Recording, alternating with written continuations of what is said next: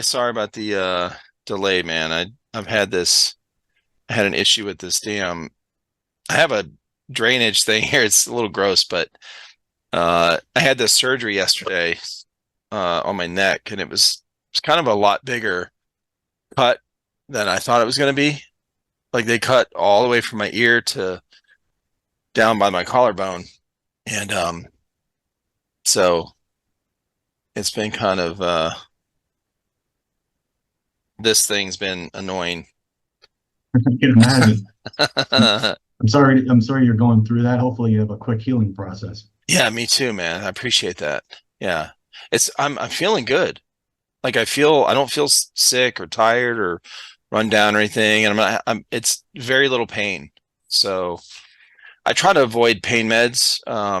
They gave me Oxycontin. I haven't taken any yet. My dad was hooked on pain pills when I was growing up. I've always been kind of like, you know. So, um, they're really helpful when you're in a lot of pain. Yeah. But I just if I don't need them, then I can just use ibuprofen or something. Then I'm good to go. Um, or if I can drink or something, I couldn't drink yesterday because it like thins your blood and everything, and I didn't want. Makes it more risky for your surgery. Yeah. Absolutely, yeah. So welcome, man. I appreciate you being on. No, thank you. Thank you for inviting me on. I mean, this is my first time being on a podcast, so I feel honored you being the first one to invite me to one. Oh, thank you, man. So I'm honored. um, Yeah. yeah, it's so pretty excited, and I can't wait to get into some of the conversations because I have a pretty wild history I would like to share for sure. Yeah, I would love to hear it, man, because I got your ex pulled up, your ex account, and you post a lot of good things on here. And you got by the way, your outfit looks awesome, and your background, you got your logo over here, your N5. So yeah, introduce yourself and give a little background on how you grew up and then how you got into airsoft. We'll go into that. Yeah, definitely. Obviously, my call sign is N5. Kind of a backstory how that name came to be, but I'll get to that after I explain a little bit Okay. about a little bit about my background. Um, I originally started airsoft about 19 years ago. Yeah, that would have been 2003. I started originally 19 years ago when I Whoa. was in high school. Yeah. Yeah, and back then it was just how a better way to express it, very primitive compared to Yeah. today. Right. So it's of course, back then I was a teenager, obviously, and then I was just with a group of friends, playing airsoft in people's backyards, and I even kind of a funny incident. We even played an airsoft inside a townhouse that the owner or the landlord owned, Oh, yeah. and he didn't care. He just like, yeah, we'll just fill up the townhouse with a little smoke gas, that gas they use for Halloween. Yeah. So he filled Right. up the Right. whole townhouse with that, and he had a party. And he owned the whole complex, by the way, Yeah. not just that individual townhouse. Okay. And he invited everyone to play airsoft inside his town home. And now, keep in mind, back then, airsoft was nowhere near as it is today. So, when we fired like those little plastic BBs back then, Springers and yeah, exactly. It didn't do that much, at least that I remember. It didn't do that much damage. yeah, it's not going to blast Per out a se. double pane window in a home or nothing. It wasn't Yeah, like shooting absolutely. all the crazy crap they have now at those 60 RPS a second, shooting at high ass shit you see in these videos where they blast people and stuff. Yeah. Absolutely. Because back then, and again, I could be wrong, feel free to correct me, but this was such a long time ago. But I remember them measuring in feet, not joules. And Yeah, I right, right. remember, I think the pistol I had was about 45, 50 feet. I think Okay. that's what it was. Yeah. And compared to today, I think today 1.5 joules is like what, 200 feet, something like Yeah. that. Yeah. So that's a big difference. Yep. And of course back then, I don't remember metal being an option to any of the airsoft guns. It was all plastic. Everything was And plastic. yeah, and they broke easily. I Yeah. remember one time a friend of mine, he was running around and he slipped and his airsoft gun dropped and the whole thing shattered. You're So like, oh shit. yeah, Uh, it was a different era. And matter of fact, I don't remember hip or hop ups being a thing back then. I remember it. I remember it, the term, but I remember it was like in its infancy to where it was Yeah. hard. It was crap. That's what I remember. It was crap and it And was built in and it was pretty much unchangeable. Like you didn't have a lot of options. yeah, especially back So, then and because I, there wasn't a like. Oh, yeah, go ahead. Sorry. no, you're good. Well, these are the ones I remember when my kids were young because I didn't start Airsoft way back then, right?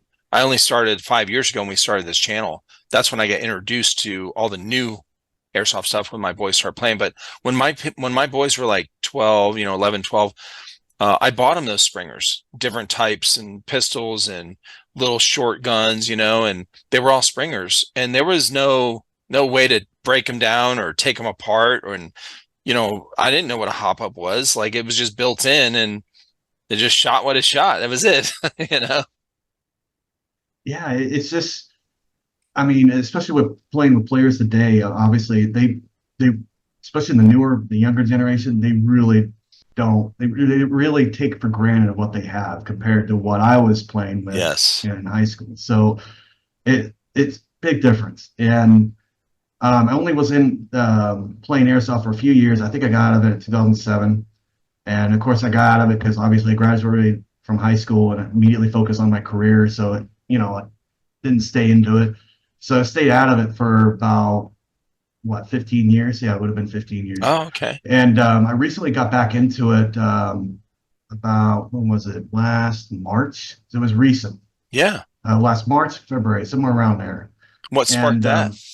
well, that's another interesting conversation. So to answer that question, I have to also fill in a little bit of context before Sure. what started it, right? I had an accident with one of those electric scooters, and I ended up damaging my foot. Oh, And shit. so it wasn't those cheap electric scooters you get from Walmart or even from Sam's or anything like that. And this is a high performance one. So this is one that went up to 40 miles an hour, if I remember correctly, on max Whoa. speed. So of course, I love adrenaline. I love experiencing that, and I was pushing it to its limit.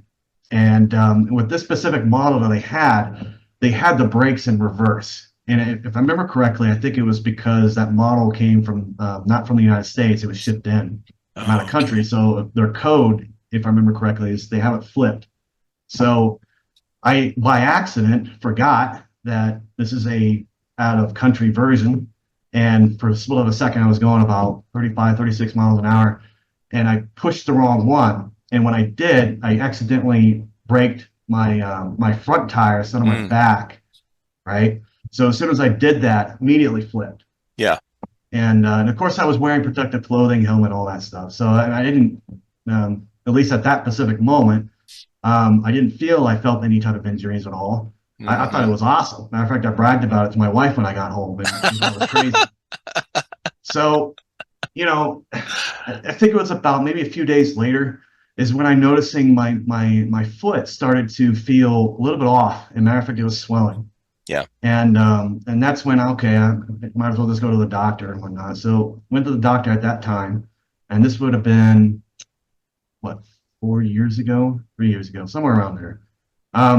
So at that time, they X-rayed it, they checked it, and they confirmed that through the X-ray that I did have a bone that was partially, I guess you call it fractured. Again, I'm not a medical person, so forgive me if I'm a slightly off in some of the wording, Yeah.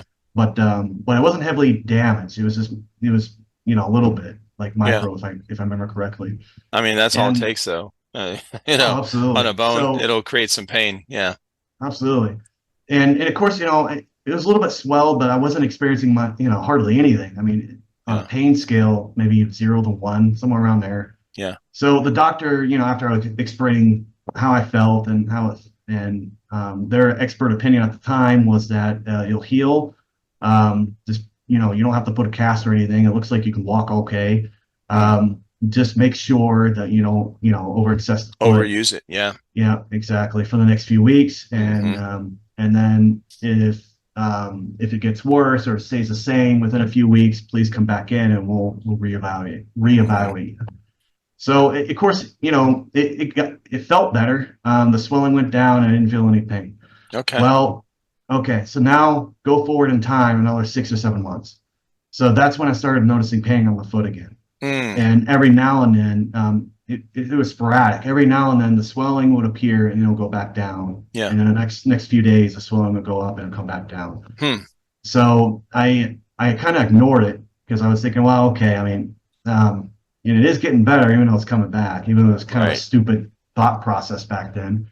But but hey, No, I I can just went, understand that. It's not really stupid. It's like, is it bad enough to go to the doctor? Because if it's yeah, not, then because nobody, guy or girl, nobody wants to go to the doctor or the hospital and have them tell you, yeah, everything's fine. Like it's just a minor thing. Like get over it. It's like that sucks. yeah, exactly. And Right. I can contest to that. I mean, yeah, I'm a little bit resistant myself, and matter of fact, Sure. it's my wife that tries to pressure me to go in all the Yeah, time. my wife. Yeah, But of course. Yeah. but at that time, I just figured, I'll just brush it off. It's not as big deal, and it's Right. not affecting me as much. And so that's when it started, 6 months after the incident. Hmm. By that time, I moved over from Texas over to Colorado. Okay. And so when I Are you moved to from Colorado, Texas? not originally, no, that's Oh, another complicated story. oh, okay. I will be very brief on it because I'd like to finish where I'm going with Yeah, the go other ahead. Go context. ahead. Go. Yeah, But finish your story now. Yeah. yeah, so You moved from Texas to I moved from Colorado. Texas over to Colorado. And as soon as I did, within a few months after I was in Colorado, that's when it started to really be noticeable. Huh. And it started to accelerate. So within a few weeks, I would get that pain again, and then the pain would be consistent. The swelling would go up and down over a course of weeks, and the Hmm. pain slowly started to increase. And So weird. Yeah. it went from like I think like a 2 or 3 until I eventually, until my wife eventually convinced me, okay, you need to go see a doctor, Yeah. right? And it's on the same foot that I had an accident with Right. the year prior. So I went ahead and went to go see a doctor when I was in Colorado. They re-X-rayed it, and of course, they didn't have the record from my first incident.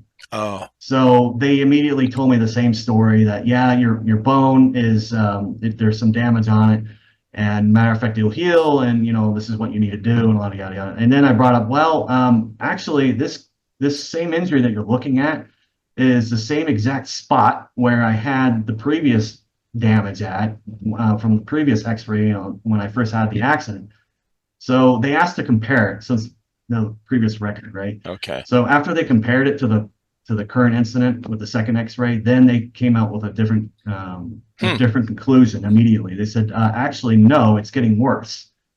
Huh. And matter of fact, since we're now aware from your first file, we fear that if nothing occurs, it's going to gradually get worse, and eventually your foot is going to be unbearable to literally walk on. It'll be more difficult for me to walk on So what was eventually. happening with the bone? Was it something with the bone, like calcium buildup and like bone spur type of things or something?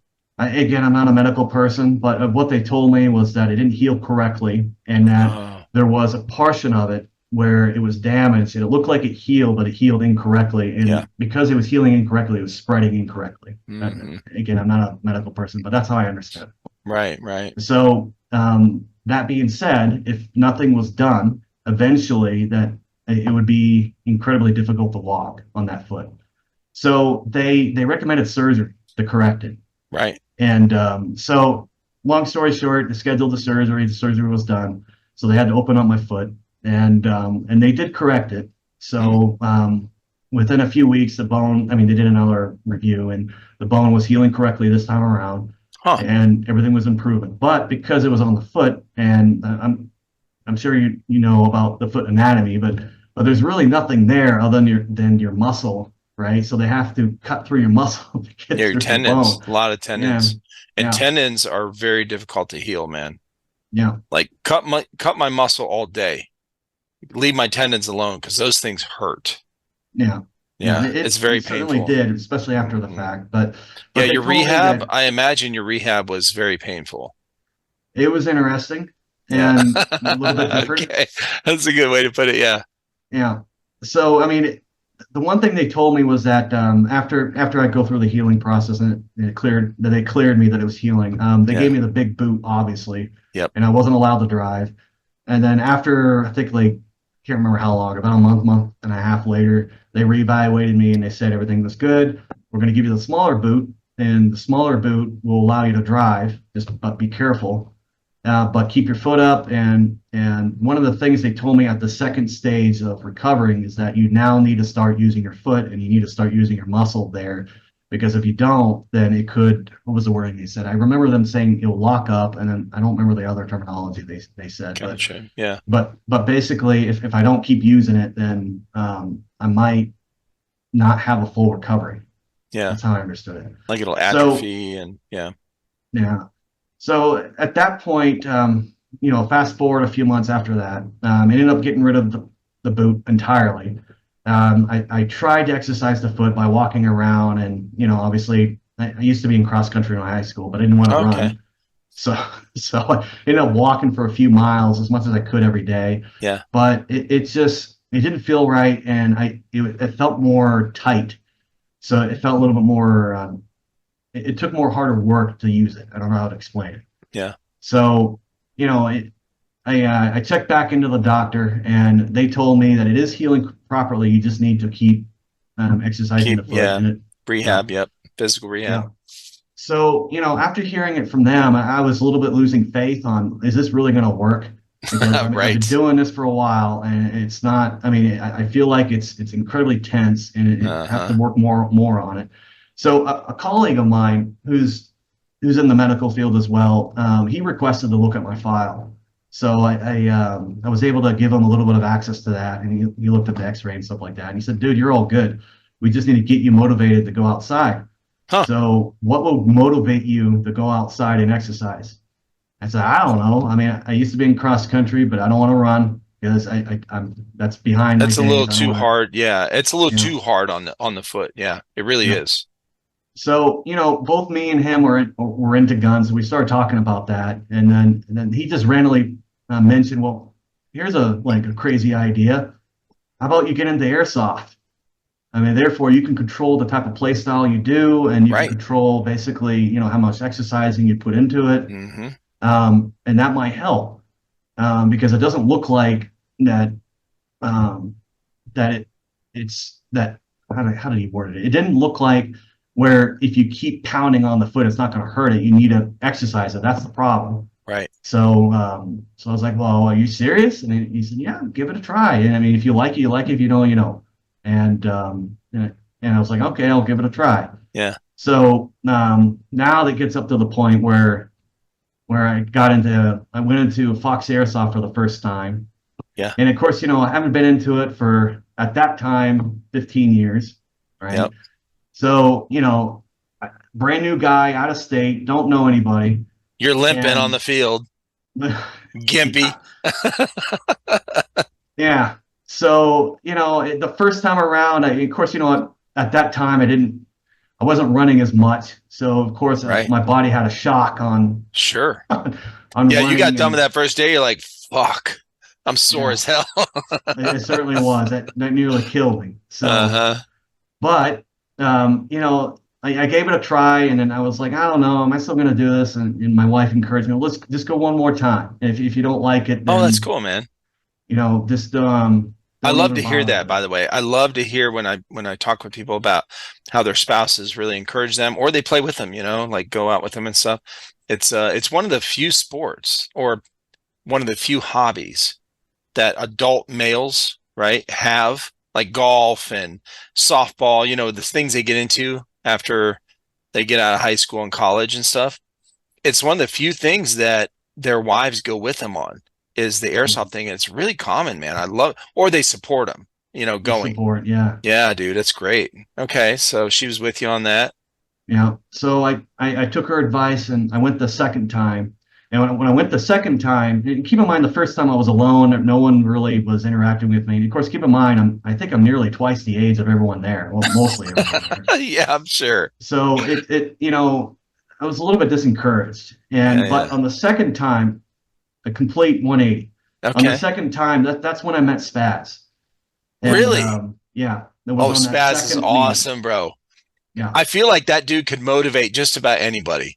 Yeah, and he certainly did in my particular case Yeah. because if I remember correctly, I met him on the line, Okay. And we started talking and we started exchanging, our interests and stuff like that and what we like to do. And then I told him, this is my second time out, and I'm trying to enjoy the sport of it and see where I go with it. And I also told him kind of a shortened down story, what I told you. But I started airsoft long ago, and Yeah. because of the foot ordeal, that's why I'm out here just to see how it goes.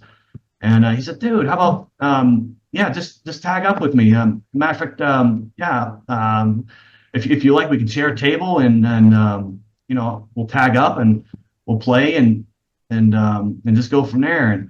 And that's what ended up happening. He was very encouraging, and he had some good insight on some of the things I was doing, and even some of the gear that I had selected. Yeah. And he had some good thoughts on that and some advice on some improvements. Sure. So it was pretty cool. And on that first match, he we were working as a team, so it was pretty nice. He was there every step of the way. Yeah. And with that type of interaction, that was pretty cool. That was really That's very noble of cool, him to man. do.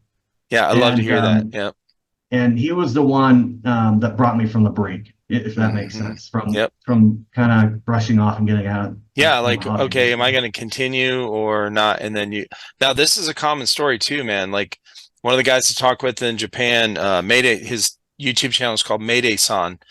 And he, the first time he went to Airsoft, he went by himself because he watched a bunch of YouTube videos. He was like, he got motivated. He wants to go. He went to an indoor field, which is really popular there over there in Japan, is like small CQB stuff or whatever. So he went. Nobody talked to him.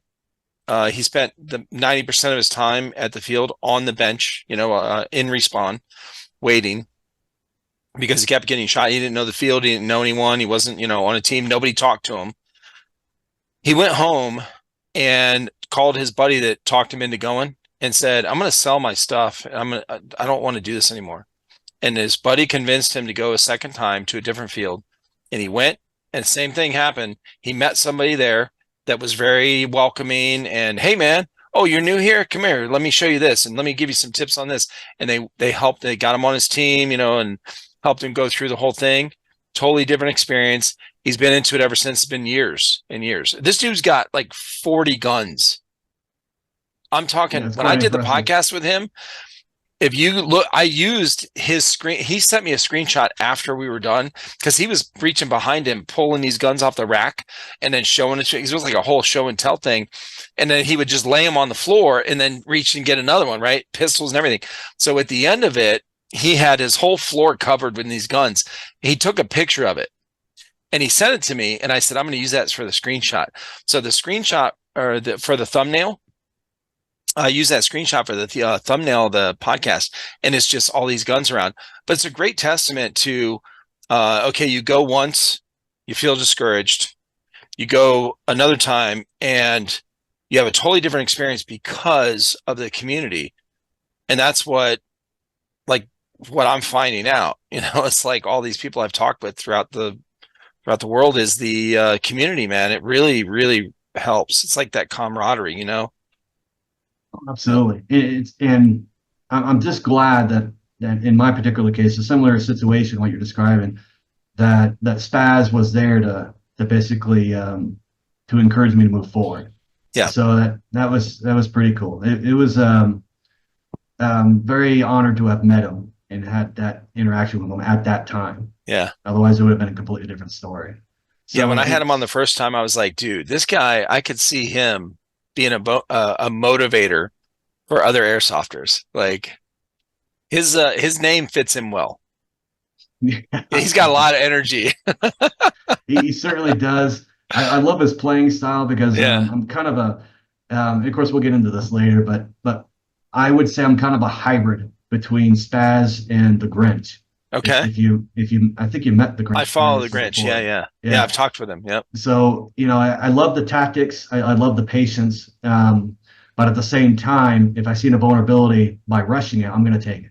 Yeah, yeah. And that's that's kind of the play style that I usually play. It's kind of a in between. Yeah. Well, how And long with your foot being like that? when you first got into airsoft? Has it helped over this time that you've been It playing? drastically did, but keep in Really? mind on the first few games, it was It questionable. was, yeah, it was hurting. Yeah, Yeah. it was hurting. And a matter of fact, I think it was the third time I went out there. It might have been the next time when I went out there. That was pretty funny. I have it recorded on video. I don't know if I'm ever going to post it on YouTube, Okay. but it was kind of embarrassing. But but on one of the instances, like I told you, I like to rush, right? Yeah. If I have the opportunity. And so I found a vulnerability, and this is in the prison map Okay. over at Fox Airsoft Field. Yeah. And so I rushed, but right on the last second, I realized there is a person on the other end of that angle of that turn. So I need to stop. So my good foot stopped immediately. Yeah. The foot that had the surgery, there was a delay, Hmm. and it stopped kind of. And because of that imbalance, when you're in a rush and you're trying to stop, I that created a how should I say imbalance of what's the word, inertia, maybe maybe Okay. that's the incorrect word, but basically because I try to stop on an imbalance, I ended up slipping and sliding by accident. Oh yeah. And when I I could see did that. that, Yeah. I was sliding accidentally across that angle of that corner, Yeah. and my gun is pointing up, and of course the person that I thought was there, and he was pointing down. So there was a split of a second where I'm pointing up and he's pointing down, and we're both firing at each other. No way. And I accidentally hit him in the private area, and he hit me. You Like, did a nut shot. yeah, yeah. Again, I don't think I'm going to post that because it's just, What? Dude, that's oh, awesome. I'll bet the guy laughed afterwards. he did, and there was his crew behind him did too, and they were asking, "Do you have that on video, dude?" Yeah, And at of least course, send it to him. Okay. You got to do the courtesy of putting it out there somewhere. yeah. Okay. So we both started laughing, and the ref, which was like I think it was like 4 or 5 feet away, he saw it, and he Yeah. immediately yelled out, "Dude, are you okay? You okay?" And we're both me and of course we were both laughing, so I just couldn't get myself to say I'm all right, and I was doing the fist bump, with the other Sure. guy Yeah. to let him know at least I'm okay. So I'm doing this, Yeah. Yeah. and he helped me up, and then we both started walking back. So that was again So because of you're that limping foot. with your bad foot. He's limping because you shot him in the balls. Yeah, I and want to again see this video, dude, for I did real. not mean it, and that was No, but the that's the first beauty of it, incident. man. That's Yeah. great. What a good scene. That's like a scene from a movie. Okay. Yeah, it was pretty hard. It's pretty hardcore. I just don't. I gotta really analyze this if I'm gonna post it or not. But but anyway, I mean Well, listen, that happened man, on the most of third the trip guys out. that go out here, okay, they're not even guys in the military that are tactically trained have moments like that. They really do. They run and they trip over something and it just you're going to go ass over tea kettle, okay? It happened when I was in the military, happens all the time. It's very common. Everyone thinks because of movies and TV shows and stuff. And I'm not putting that down. They have to show the really cool scenes in movies or else movies are going to be shitty, okay? Yeah, So they got to show everything working perfectly, and the guy slides into this position and shoots out, a helicopter pilot or whatever, like from 10 miles away, But in real life, even with spec ops dudes, like they trip over shit, they hit their shin on something they didn't see, and they fall down. Like this happens constantly. So yeah, it's very normal. It's very normal. well, you know, that's good to hear. yeah, it really is. Yeah. So, but after that incident, I think a few more games. I think it was maybe 2 games after that. That's when I started noticing my foot was improving significantly. Oh, that's awesome. And it was more responsive. And of course, it's not 100%. I have to say it's about maybe 95, Yeah. but it was a big difference to where it was before I started airsoft. Yeah. And of course, every now and then the foot would feel a little bit off, Sure. and even today it still does, but it doesn't hurt. It doesn't. It's just it's like there's a split of a delay reaction. That's the best way I can describe it. Mm. But this is So it's split. more of So annoying than or bother like that kind of thing than it is painful. yeah, My son, one of my sons, he's 25 and no 26, and he had a injury on his foot, similar of what you're talking about, uh, in high school, senior year in football, and got it taken care of, we thought, and it still bothers him today. 7 years later, he'll have, and it comes and goes, just like what you're talking about. Same exact thing. It comes and goes. He doesn't know what it is. He doesn't know if it's something he's eating. He doesn't drink. Like guys that drink, they get that. Oh shit, what is that called? Where it's like a buildup of some kind of acid, uric acid. If you drink alcohol and you have this like proclivity to something in your foot, it builds up, and I think it's mostly in your big toes or something. It'll hurt, but he doesn't have any of that stuff. So they ruled that out. They can't figure out what it is. When they X-ray it and look at it, and they move his ankle around, it's like fine, and but it'll go like a whole week when it acts up. He's limping, and the dude does not want to limp. He's a tough guy. Like he doesn't want to show it, but if he's limping, it's hurting him. But he's a big dude. He was an offensive lineman in football. He's 6 foot. He's 300 and some pounds.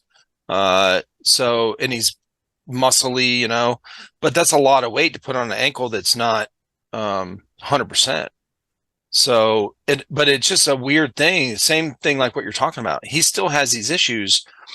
Every couple months, he'll come over to the house and be like, and he's limping, and he wasn't last time. And we're like, is it acting up again? He's like, yeah, dude, I have no clue. It's just a weird thing. Yeah, yeah, and then hopefully in time that just irons itself out. Yeah. I mean, that's what everyone hopes for the best for that, Mm-hmm. So but it But kind that's of what led you to interesting. Airsoft. Yeah. Yeah, yeah, absolutely. Yeah. Which leads up to the next segment of this is how did I come up with the name Yeah. N5, especially N5 Warrior? Um, do you watch Star Wars at all? Just out of curiosity? Yeah. I watched all the basic ones. So All the basic. all the main movies. I watched one season of Mandalorian, like the first season of the Mandalorian when it came out a few years ago. I'm not up on all the Star Wars lore. I've just watched all the main. When I was growing, I was born in 70. I'm 53, so I grew up watching the first three,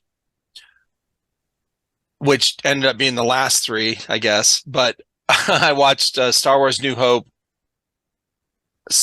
Empire Strikes Back, and Return of the Jedi. I think it was the three in the 70s and 80s. So I watched those, loved them. Okay, great movies. I had Star Wars figures when I was a kid, but as far as all the intricate lore and stuff, I'm not familiar. So N5 actually doesn't mean anything to me. I'm not sure what that is. No, that's totally understandable. Yeah, Because I kind of get the same type of answers from most people. yeah, If you watch Mandalorian, I apologize, but I mispronounced it, but yeah, the Hunter series. yeah. Mandalorian. Yeah, Yeah. yeah. So I think it's on the first series. I could be wrong. Maybe it's on the second. But there was an episode where he was going to the Old Republic or the New Republic, I guess, the prison ship, Okay. and that he was encountered with the ship's security droid defense, right? Those droids are called N5s. Oh, okay. So I love that because even though the droid, of course, he ended up taking them all out, Yeah. they just kept coming. And that's the symbol I like to have is that N5, no matter what you do, I'm going to keep coming. Right. And that's part of it. And that's what initially got me intrigued with at least the option of using it. And then the second thing, which kind of nailed it to the head or nailed it to the coffin, was that N5, ironically, is the first part of my father's ham radio call sign. No way. Yeah, his call sign starts with N5. Yeah. Yeah. So he's really heavily into that, and Okay. kind of a hybrid of honoring him, but also at the same time using something that I love Yeah. regarding on the Android. Sure. I just decided just to use that, and that's how that name came to be. Oh, that's And awesome, dude. And you shout know out to your when dad, man, for being a ham radio dude, because these guys, I think in the future are going to be really crucial, honestly. The oh stuff yeah, they know. Yeah. I'm oh I'm I'm absolutely. glad to have guys like that. Yeah, he has I think the highest license if I remember correctly. I think it's the extra. Okay. I kind of got into it. I think I'm the technician license. I have one license myself. Yeah. But yeah, I mean that's how the name came to be, and that's how I started utilizing. That's awesome. And Those and licenses are then bullshit, by the way. But yeah, I mean, yeah, the license aren't the laws to get the license. Like they shouldn't be in there anyway. The whole point of the ham radios were to be free. yeah, So, freedom, but uh, free communication, and the government had to get their hands in it. yeah. But Another way to how should I say micromanage something. dude, for real, Yeah. yes. Well, yeah. So you were in Texas. You went to Colorado. Where'd you grow up as a kid? It kind of all over the place. Okay. I lived in, I don't think I'm going to name all the states. Hopefully I do, but it's lived in Florida twice, lived Yeah. in Texas twice during my younger years. Was your dad in the Then military? no, but he Oh, did. Well, let me rephrase that. Yeah, that's technically correct. contract work? I had to think about that because Yeah. he did contract and Yeah. like we just mentioned, and also he was into like aerospace. He got into at one Gotcha. point he got into like helping redesign F-16 parts Mm. back in the refresh of the 90s, Yeah. late 90s, if I remember My correctly. brother-in-law did the same thing. He's a draftsman. Yeah. He drew diagrams and blueprints for circuit boards that went into the F-15s back in same time frame you're talking about. Yep. Yeah. So we moved quite often, and so like I said, Florida twice, Texas twice, Oklahoma, Kansas, and then when I got Wow. older, back to Texas, and then now Colorado. Hopefully, I So named how all long, of when them. you were growing, like going to school and stuff, uh, were you able to make friends at school, or did you lose contact because you guys had to move so much? Um, it wasn't. How should I answer this question? It wasn't a problem until when I was moving when I was in high school. That's Yeah. where it became a problem. That's usually what it And is because that's when you get your freedom a little bit. You want to kind of break out and do your own thing. You don't want to, it's not cool to hang out with your parents anymore like when you're 10 and you know, so you start making good friends outside of the home and then you have to move and you're like shit. You know. yeah, so, I mean, to make things even more interesting, I mean, I wasn't born in the States either. Oh, where were you born at? So, I was born in Brazil. Oh, okay. I was only born there. I was only there for a few months, Sure. and then, of course, when I was old enough, it wasn't as risky. They flew me back to the States. Yeah. So again a little bit of a different story, but it is not exactly straightforward. Yeah. So that was my upbringing, and then Sure. and of course, my father, my father was in the military, so was my grandfather as well. Yeah. So my grandfather served in the Navy. My father served in the Marines. Oh, okay. So it a little bit of a military background with the family anyway. Was your dad hard And on you when you were growing up? um, When you came out of the Marines? I I would was in the Marine say Corps for 4 years and I was kind of hard on my kids. Yeah. I would say average for the time. I'll just Okay. phrase it that way. Gotcha. Not how it Gotcha. is today. Right, right. I guess today they're a little bit more PC. Yeah. I guess that's one way of saying it. Uh-huh.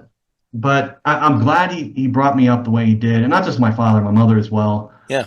because it made me the person I am today. Yeah. And I try to take the best and not take the worst, Mhm. and try to pass that on to my children because I have a 3-year-old now, and I want her to also have the same type of opportunities that I did, Sure. and be brought up, you know, to where you, not to A be good friends with a them, good be their balance parent, a of good balance, yeah, yeah, a and make good balance sure, of love and nurture yeah, and tough love and discipline. So you know, there is a balance there. Yeah, and absolutely. you know. So that's what I'm trying to make sure that happens. Yeah. And again, a little bit more difficult these days because everything's PC. But Yeah. I think you'll do good, man. You seem like a yeah, good dude. Yeah. yeah, I try to be, and again, no one's perfect. But No. but anyway, that's a little bit about my background, and Sure. And of course, you know, it's funny because it is a small world. And for example, with the Grinch over that plays airsoft at my local field. Yeah. Before I got into airsoft, you know, like you're describing, people look into YouTube videos and they see what's there and you know how they handle it and stuff like that. So one of the first videos I saw was from the Grinch's YouTube channel. Oh shit. Okay. And through him, I was able to assess the field and also some of the tactics he was using. And he also helped a little bit as well, not directly, but I mean, his videos help basically steer me on what to expect and also a little bit of encouragement, you know. And it's funny because I went to Fox Airsoft many times now, and I just found out with the recent video I just posted, Master the Art of Flanking. Not sure if you've seen that video yet. Yes. Well, no, I saw it posted. I did not watch it though. Yeah. Yeah. So it's just basic one-on-one about flanking. I mean, it's nothing special, right? Yeah. And I found out after I posted the video that one of the very first engagements, I think it was like 23 seconds in. Yeah. Spaz informed me that the guy that I engaged within 23 seconds of that video was the Grinch. And I was like, "You serious?" And he said, "Yeah, that's the Grinch, man." Because in that scene, I waited until he was distracted, and then I attempted to flank him, and of course I was, you know, suppressed fire. I was keeping him distracted so he wouldn't peek out. And then of course when I got him to his side, I took him out, and Spaz was like, "Say, dude, that's the Grinch. You just took the Grinch out." I was like, "I'm so sorry. I didn't know that was him." Because don't be sorry. He's an enemy, bro. Hell yeah. Well, I greatly respect him because I love like how, especially the stuff I saw on his YouTube channel, I loved how he approached and how he executed. So, you know, after he told me that, I felt bad because I was like, man, that was the Grinch. I wanted to shake his hand and, you know, and pat him on you the kill him back first on the field, then go shake his hand, okay? Yeah, exactly. I mean, I really respect the guy. And so it turned out, because I was curious, I looked at my video archive because at this point, I have a pretty large archive. I engaged him multiple times. Really? Yeah. And a matter of fact, most of them, not all, but most of them, we traded kills. Oh, shit. So, and you didn't even know it was him. I didn't even know it was him. Oh, my God. And that's he was wild. Even when we knocked each other out, he was very supportive. He was laughing. He's like, "Good job, man." And he gave me the fist pump. And it was remarkable knowing that was him. And I was like, "Oh my gosh, if only I know." And that was pretty cool. That was kind of it's good that you didn't know. Yeah, because I mean, at the same time, I would have reacted differently. And yeah, absolutely, yeah. Oh, it's better. It's better knowing later when you look back and you go, "Oh shit," you know, and you realize it's because it doesn't change. It doesn't change your behavior. So on the field, you play like you normally would. I'm going to share the screen actually, if you don't mind, and bring up your YouTube and show. This is the video you're talking about, and we'll go ahead and watch this little clip because this is like you said, the first 23 seconds. I think it's 23 seconds in, between 23 to 20 seconds, or 23 to 20 seconds. Yeah, let's watch this and see what you got going on here. Oh, sorry, bud. And I love your intro too. It's awesome. Did you design that? I edited it. Okay. So design is okay, gotcha. That's the Grinch. Oh shit! and you giggled and you said just one and give me a fist bump. Yeah. Flank to the side. You were quick, dude. Yeah. Your foot ain't hurting you there, I tell you. Yeah, it didn't at that time. No. That's good. Another success. Well, you're not thinking about it. That's the thing. Yes, You know, that's the important thing about airsoft is you don't think about those little injuries and stuff because your adrenaline's going, you're focused on the objective. I love your HUD that you got up here, dude. Oh, thanks. All enemies I has been spent a eliminated. little bit of time on it, but Pushing it forward. turned out pretty good. No, Now behind enemy lines. Look, you got your. It's like a video. Interesting It's like flanking COD. position. That was the Got your intent HUD there. risky. Yeah. to make it look like a video. At this Yeah, position. absolutely. You got the live Usually thing over execute here. two options. I'm guessing when you get shot, this changes. That's correct. Engage the You'll enemy see from that this here in about a angle. minute. Until I get knocked out. And you're doing the Option voiceover too. Enter the prison. Bro. The enemy side. Good on you, man. Most people Engage don't do that. behind enemy 'Cause that lines. takes a lot of Done extra time. Both options. It does. Numerous times. It really It does. Time doing option. Especially if you're not really confident in your voice. Like, or not in your voice, but your, like what to say. What to say? Yep. Yeah, it is. I struggle with that so much, bro. When I put out a scripted video, it's very difficult for me. I record it like 20 times. I'm not shitting.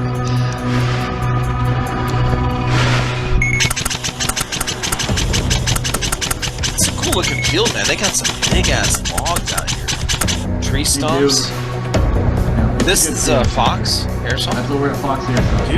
Dude, shout out Fox, man. We got mystery boxes from them years ago when we first started doing our channel.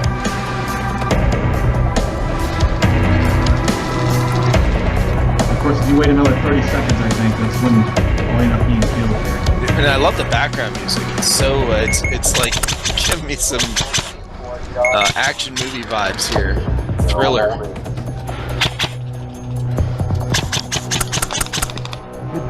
Good gameplay. Yeah, see? It turned it dead. Yeah, Nice. Notice from that last engagement, target didn't call his hits early on. That's okay. These things happen.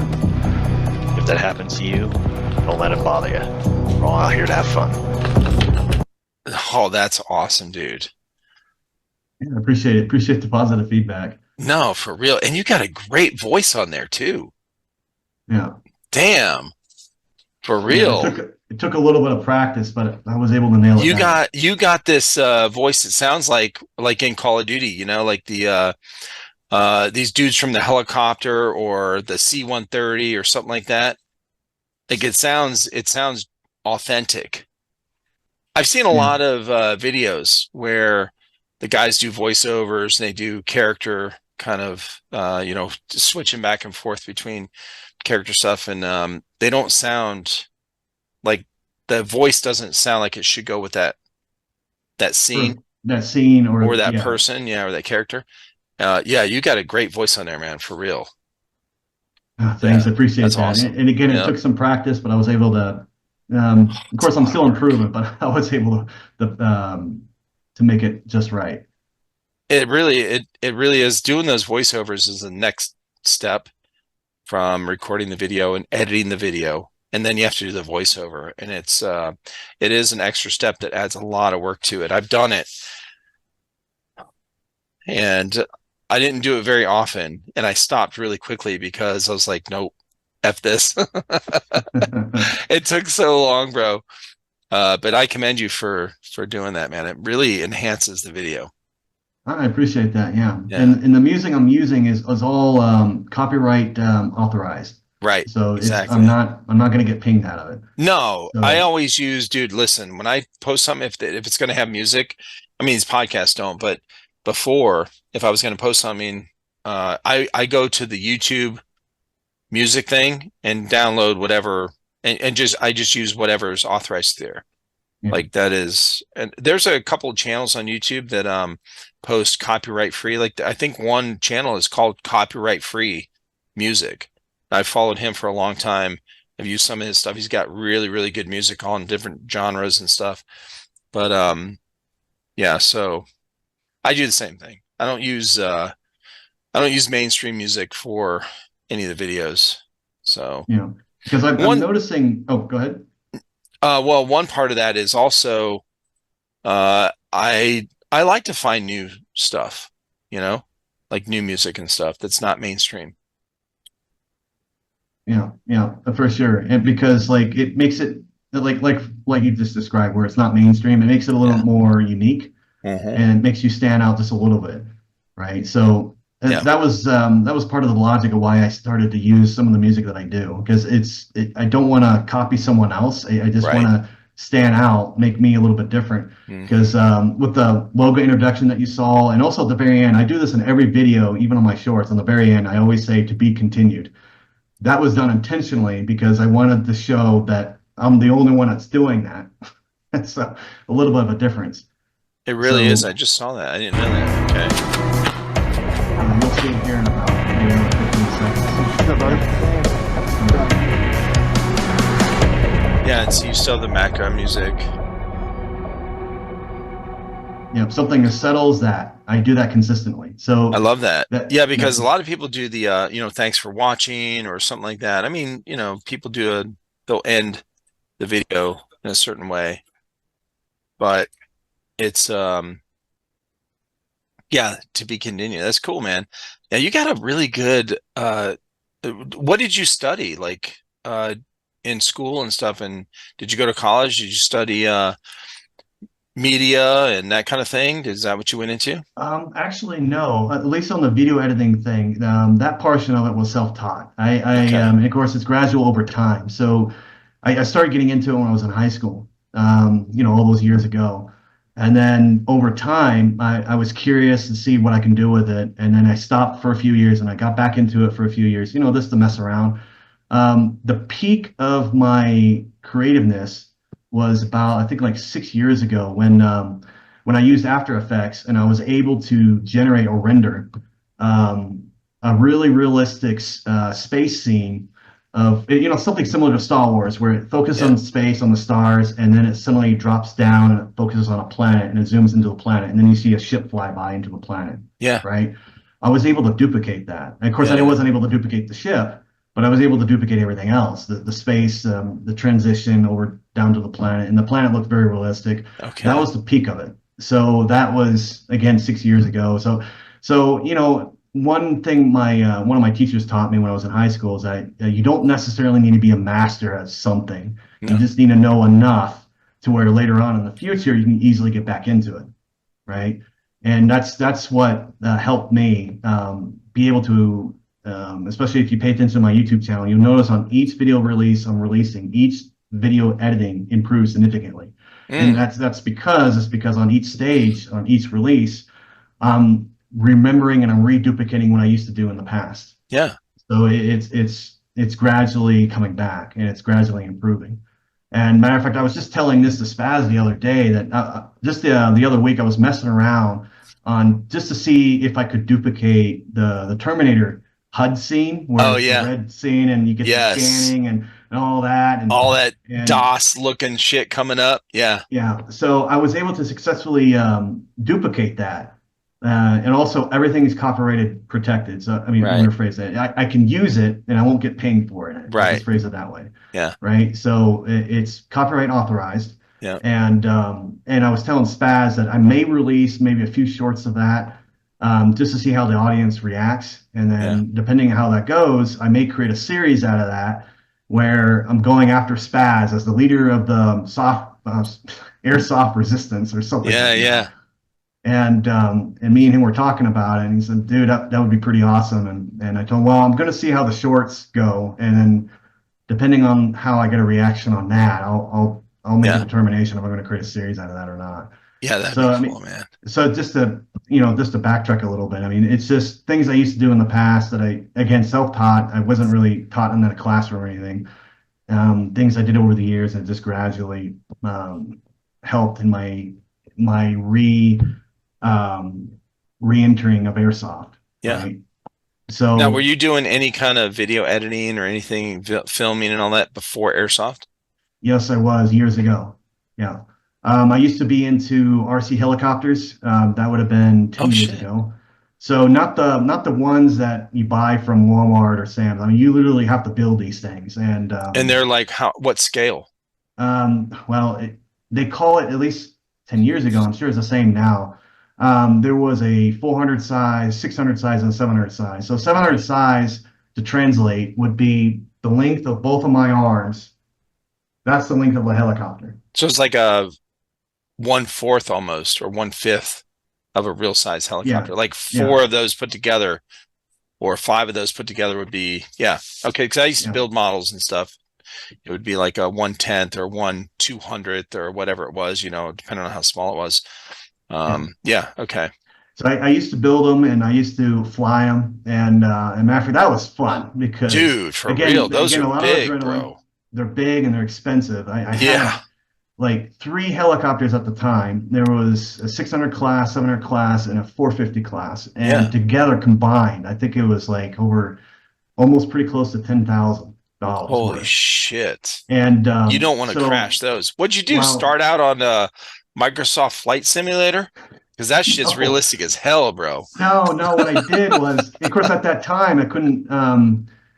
At that time, I didn't focus on that. Of course, it doesn't make sense because today it's reverse. You focus on the simulator and then you fly out, right? Yeah, Me, yeah. I tried to fly out and then see Yeah. what happens. And then later on, that's when I got into the simulator. Oh, But I okay. started out with a 450 class, which would have been about maybe, or if I could put it on the senior, maybe Like about two that feet. size. Okay. Yeah. So that's a 450 class. So Okay. with that, and that was pretty funny when I started out because I was so afraid of crashing that thing. What I would do is it would be on the ground, Yeah. it'll spin up, and I'll just go up, it'll hover for about 2 seconds, and I'll drop it. Okay. And then I'll do it again, Yeah. and I'll drop it. And I did that Yeah. a few times, and then I got a little bit higher, Get your bearings. Yep. and turned a little bit, turn on, a little bit, Okay. and then settled it back down. No, that's And I'm smart, dude. Yeah. Yeah, so that's what I did. I think I did Because if you that. crash it, you can't learn. Well, yeah, you lose your money out of I it mean, you too. lose, it's But expensive, yeah, but also you expensive. can't learn how to fly. Yeah, Like you gotta go in baby steps to learn because the consequences are drastic. absolutely. And it Mhm. helped because I had very few crashes with that Good. tactic. Yeah. And I think it took like maybe a few hundred times, but after a few hundred times, I was able to take off, do a figure eight. So if you're familiar with a figure eight, is you Yeah. turn one angle, complete circle, turn the opposite angle, complete Mhm. circle. And then after I mastered that, I got bored and I was like, okay, what's the next interesting thing? So the next interesting thing is when you go inverted. And then when you With go a inverted helicopter. with a helicopter, Whoa. and when you go inverted, all of your stick movements is in reverse. So, you're forward, back, right, left. It's all flipped. Yeah. So you have to be conscious of this and not accidentally, because most people are muscle memory Yeah. control, most of them, right? Absolutely. So they're so used to doing certain things a certain way. So when you flip, everything flips along with it. Yeah. And again, I did the same thing. When I did invert, I just hovered, stayed there, get my bearings. Okay. But once I got comfortable enough, I was really good at it to where I think I was going. I don't think it was legal at the time. Of course, why am I admitting to this? But You're in trouble, mister. yeah, but I was flooring that thing and pretty fast. And I think we clocked it at, I think it was 70 miles an hour, something Whoa. like that. So what I was doing is I was inverted, doing figure eights up high, and then I would do figure eights down near the ground. No way. So, and it was fast. So basically, if I would make a like an error, like if I was off by Yeah. a fraction One of little a centimeter, twitch of your thumb. the whole thing You're crashes crashing. down. Yeah. So I never And understood this with helicopters when they invert. So do their props or their blades, do they spin? Do they angle differently so that they yeah, keep pushing down instead it has of to do with up? the pitch. It has to do with the Okay. pitch. Okay. So instead of, and again, this was years ago, Holy so cow. if somebody corrects me on this, I apologize. But instead of positive pitch, it's basically the opposite. It's going in it's going in the opposite angle, so it's negative Right. pitch, right? So that's Because if what you creates flip the thrust. upside down and you're still your blades are still angled the same way, it's going to push you right to the ground really quickly. Yeah, like a vacuum. Holy Yeah, shit. Okay. exactly. So you have to reverse everything when you go. Oh into my everything's in God. reverse. That's Yeah. got to be hard to learn. And I it took can't time, imagine. Yeah. but again, I got into that because it was an adrenaline rush, and at any moment, $3,000 helicopter can go poof, Oh, and that was pretty cool to experience. that would be crushing. Yeah. And I was so good at it to where I was cutting the grass. I got so low, I was literally cutting the grass. Damn. To be fair, the grass was kind of high. It was about Still though, maybe bro. an inch and a half, 2 inches high, but still, I was able to cut it. That's And- insane. And I remember one time when I brought my grandfather out there, he told me, cut it out, stop it. I know you're trying to show off. I'm like, I'm not trying to show off. I'm just telling you what I'm comfortable doing. So, Oh, that is crazy, bro. yeah, a Like little bit different. you are okay. So when you get focused on something, you're going to learn it until you get it right. Yeah, yeah. That my wife. That's a repeats the good same trait. thing. When I want something, I usually. That's a get it. good trait. It is. Yeah, Because a lot of our generation now, the younger generation now, they give up really easily. yeah, That's really sad. Yeah. yeah. And I also have a YouTube channel which I haven't accessed in a long time. It actually shows some of my videos on this. For the helicopter? Yep, I do. Dude, what is it? I want to see it. I think it's called a Zeke Flyer. I think that's what it's called, if I remember correctly. And again, back then I did my own logos and stuff like that. So you should see a Yeah. custom logos with it along, but it's a completely different channel. It hasn't been accessed in years, so I'm sure there's hardly any traffic in it right now. Yeah, that's fine. But as Zeke, how do you spell it? Zeke? Z as in zebra, IK Flyer. IK. So Zeke, yep, a Zeke Flyer. Gotcha. I'm gonna find this thing. I love that kind of stuff. We bought our son on his 7th birthday, maybe around there. I can't remember how old he was, 6 or 7, 8, something like that. For Christmas one year, we bought him one of these little, like, I think it was a stealth kind of bomber thing or a drone or something like that, remote control. It was fairly cheap. I mean, it was like 45 or 50 bucks. Kind of expensive. We had 5 kids. Okay. So buying gifts for each of them adds up, That's pretty quickly, yeah. But it was so sad because we took him out. He was so excited for it. We put it together. We took it out. He flew it out the first time I showed him. I flew it up the first time and showed him how to fly it, and use the remote control and stuff. And then we were at this local elementary school that we lived right by, and it was Christmas break, so nobody's out there, but there was snow on the ground. This is in Northeast Ohio, and there's snow on the ground, and we go out there in the morning because kids are excited, bro. When they open their gifts, like they want, let's go. They wake up at like 5 a.m. They want to, oh, Santa Claus came, come on. Yeah. And so we opened all the stuff, and then it was probably like 10 in the morning. We go out there crunchy in the snow. We're walking up on this baseball field at the next to the elementary school, and we're crunching on the ice and the snow. And so he wants to fly this thing. So I showed him, and he flies it, and he crashed it within like 15 seconds, and then it wouldn't work.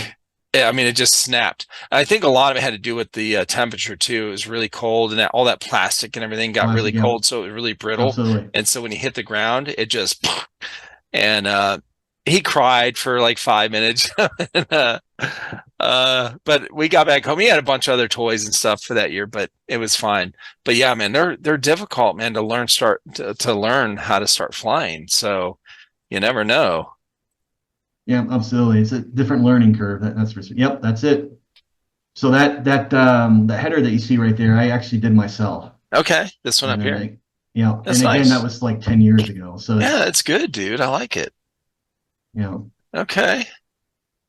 And you got so this video started first. Let's see here. So you got some good music already. Yeah, back then, yeah.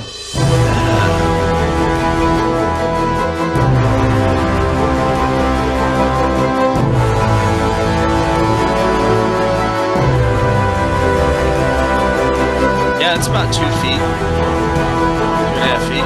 Whoa.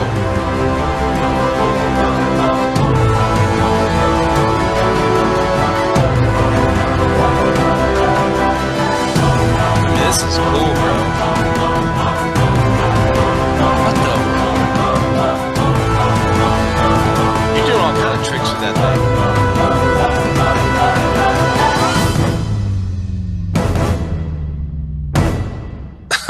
And by the way, that last scene was by accident. Did it break? No, it did not. Oh, good. Thank God. Hit the camera, and both the camera and the helicopter survived. Okay. So that was pretty funny how that turned out. Yeah. Why am I not?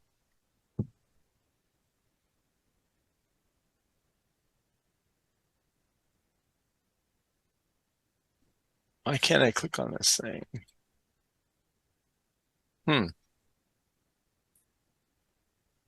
It's like I lost the ability to scroll and click on this page. It's strange. What am I missing here? Nope, still ain't working. What the heck? There we go. All right, so you had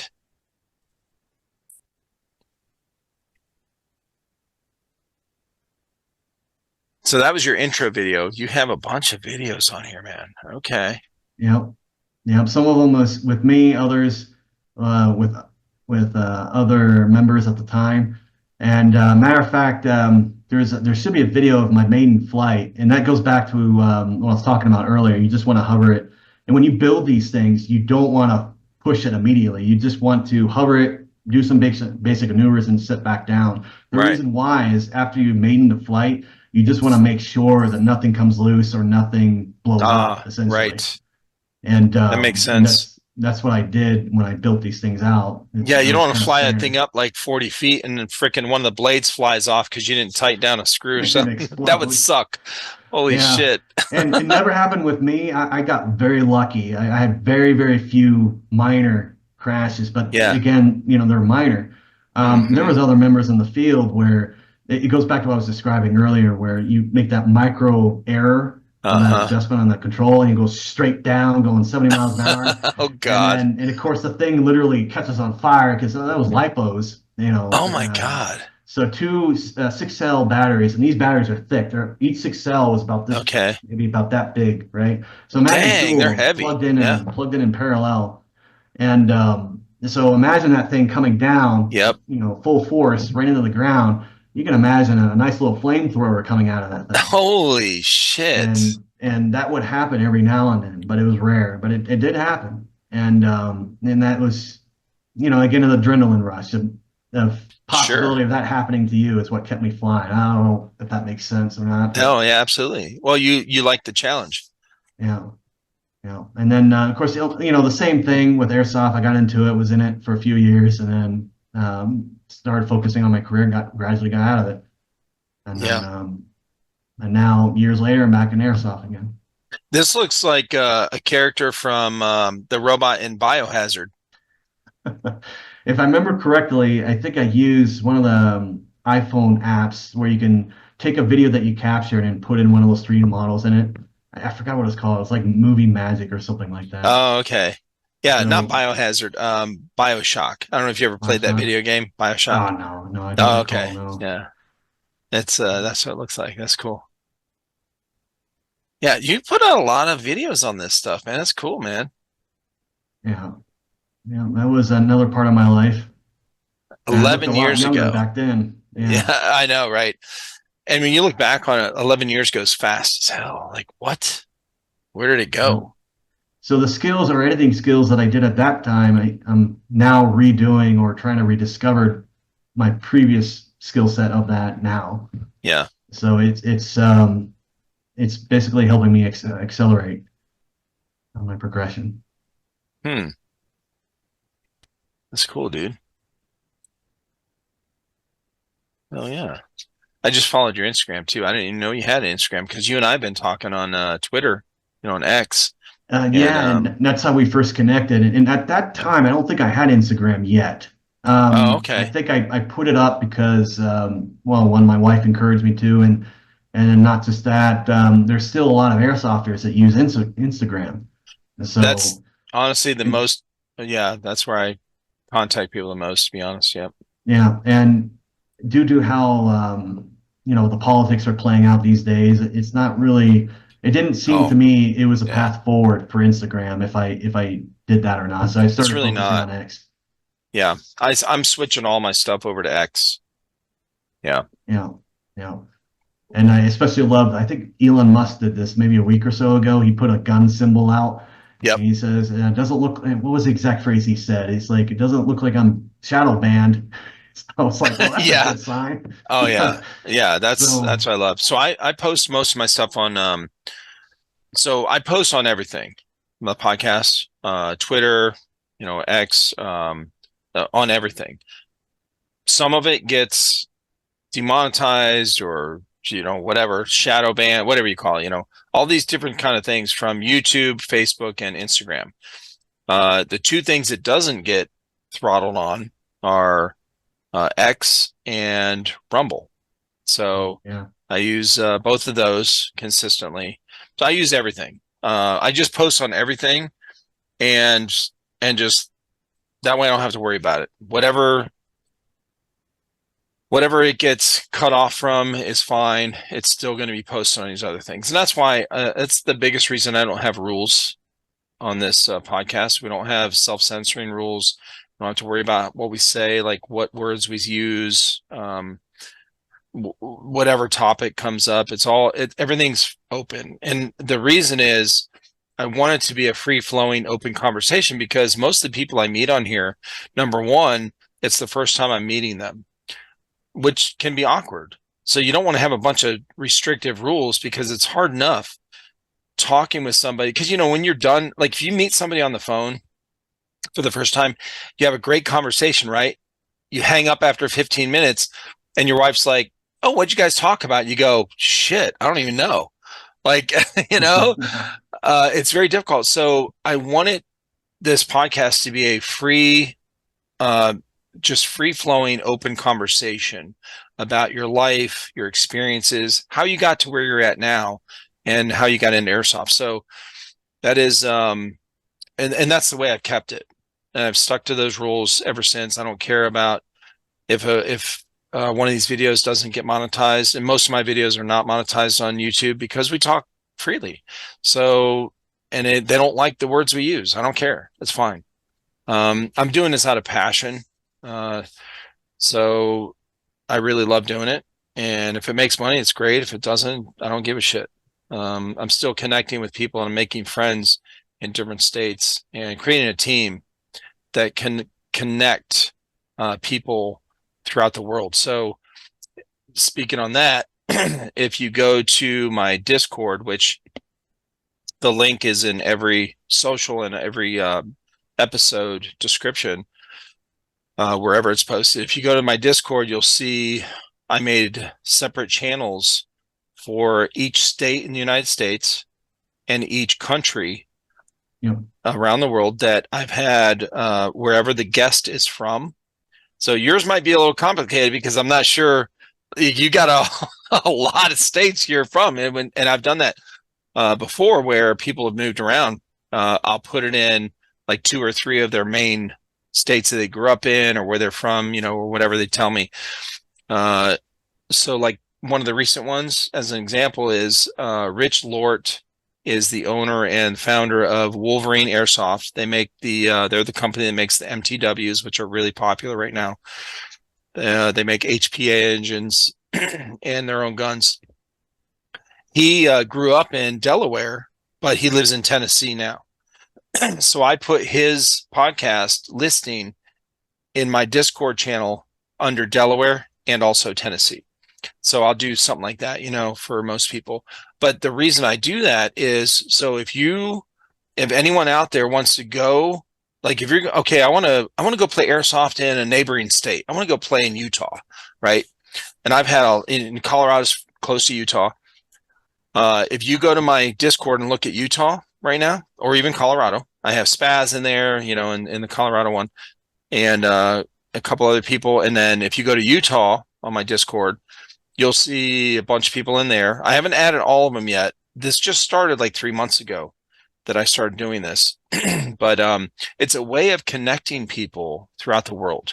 So if somebody from, like you said, like Kicking Mustang is going to be at that event, right?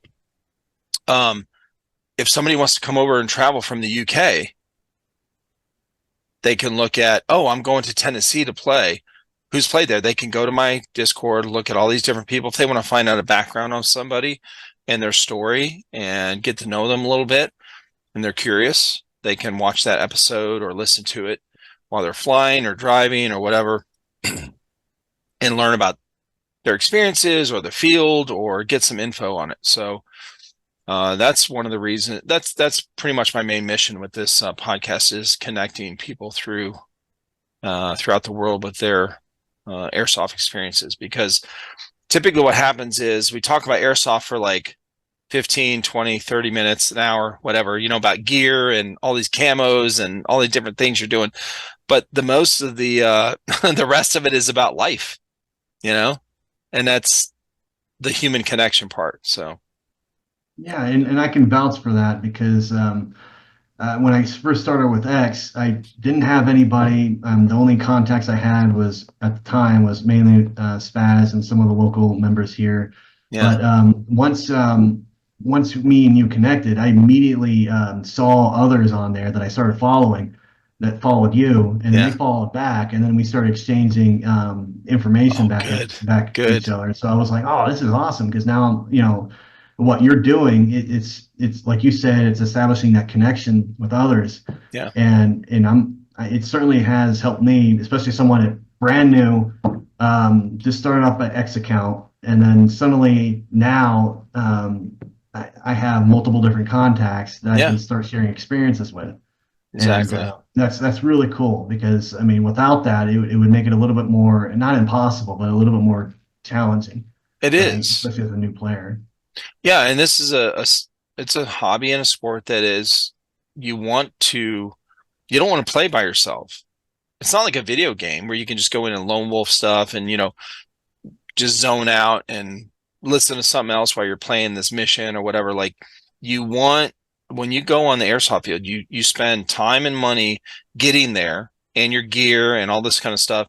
You don't want to show up and be a lone wolf. Like you want to meet people on the field, you want to have a team, you want to roam with some guys or whatever and have those experiences. The camaraderie is probably the biggest part of airsoft.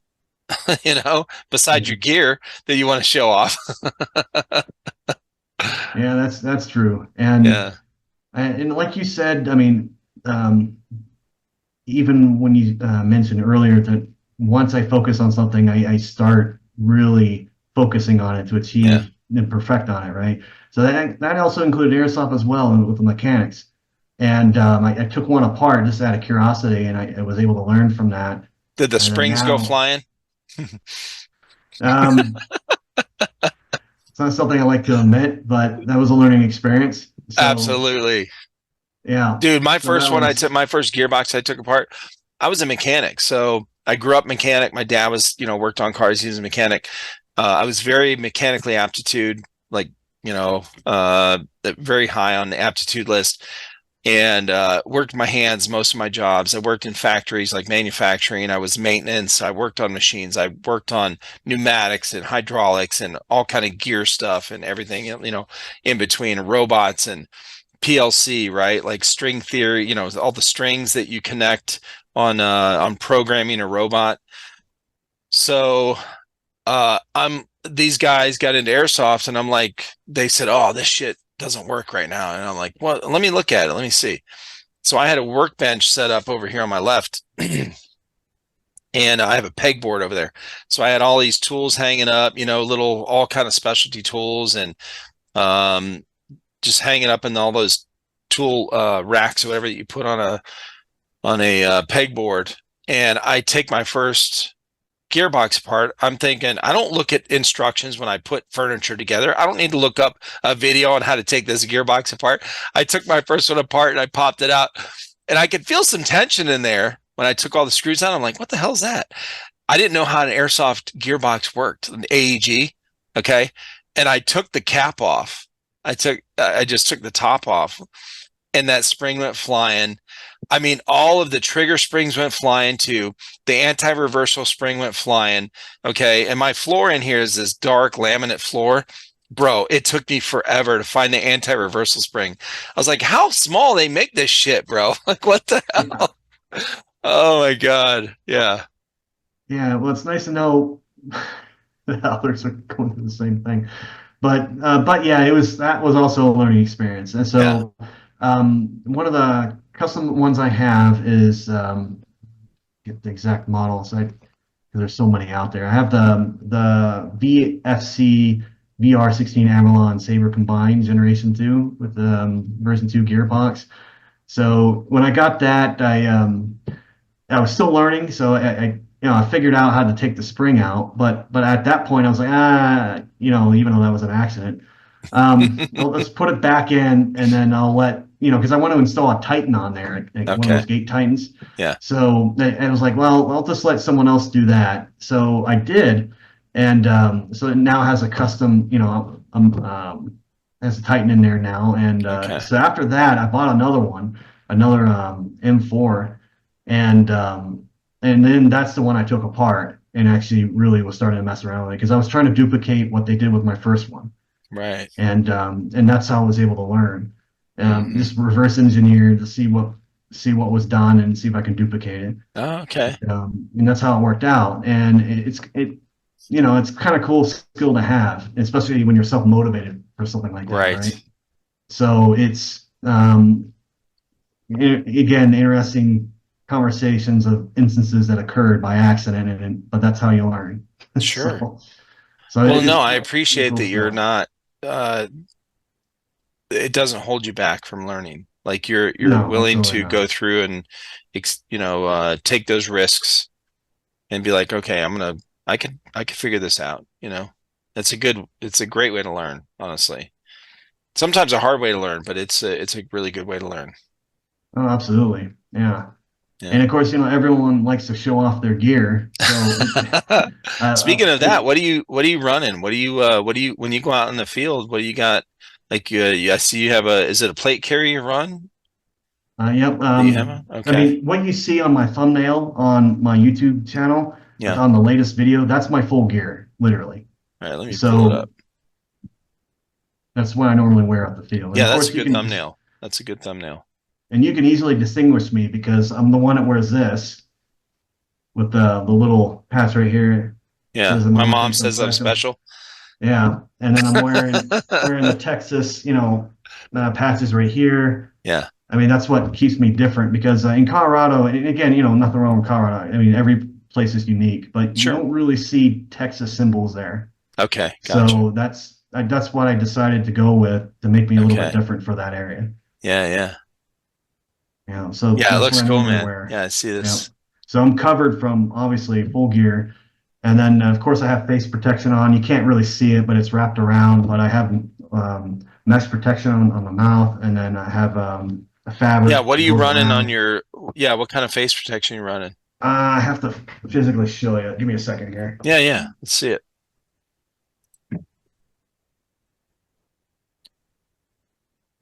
While he's getting that, let me give a shout out to the sponsors of this episode, Skirmish. Go to play.skirmish.net to find out more. They're the awesome stat tracking system for your airsoft play. And go to jacktac.com for Jackal Tactical to find out more about them as well. Appreciate the sponsors of this episode.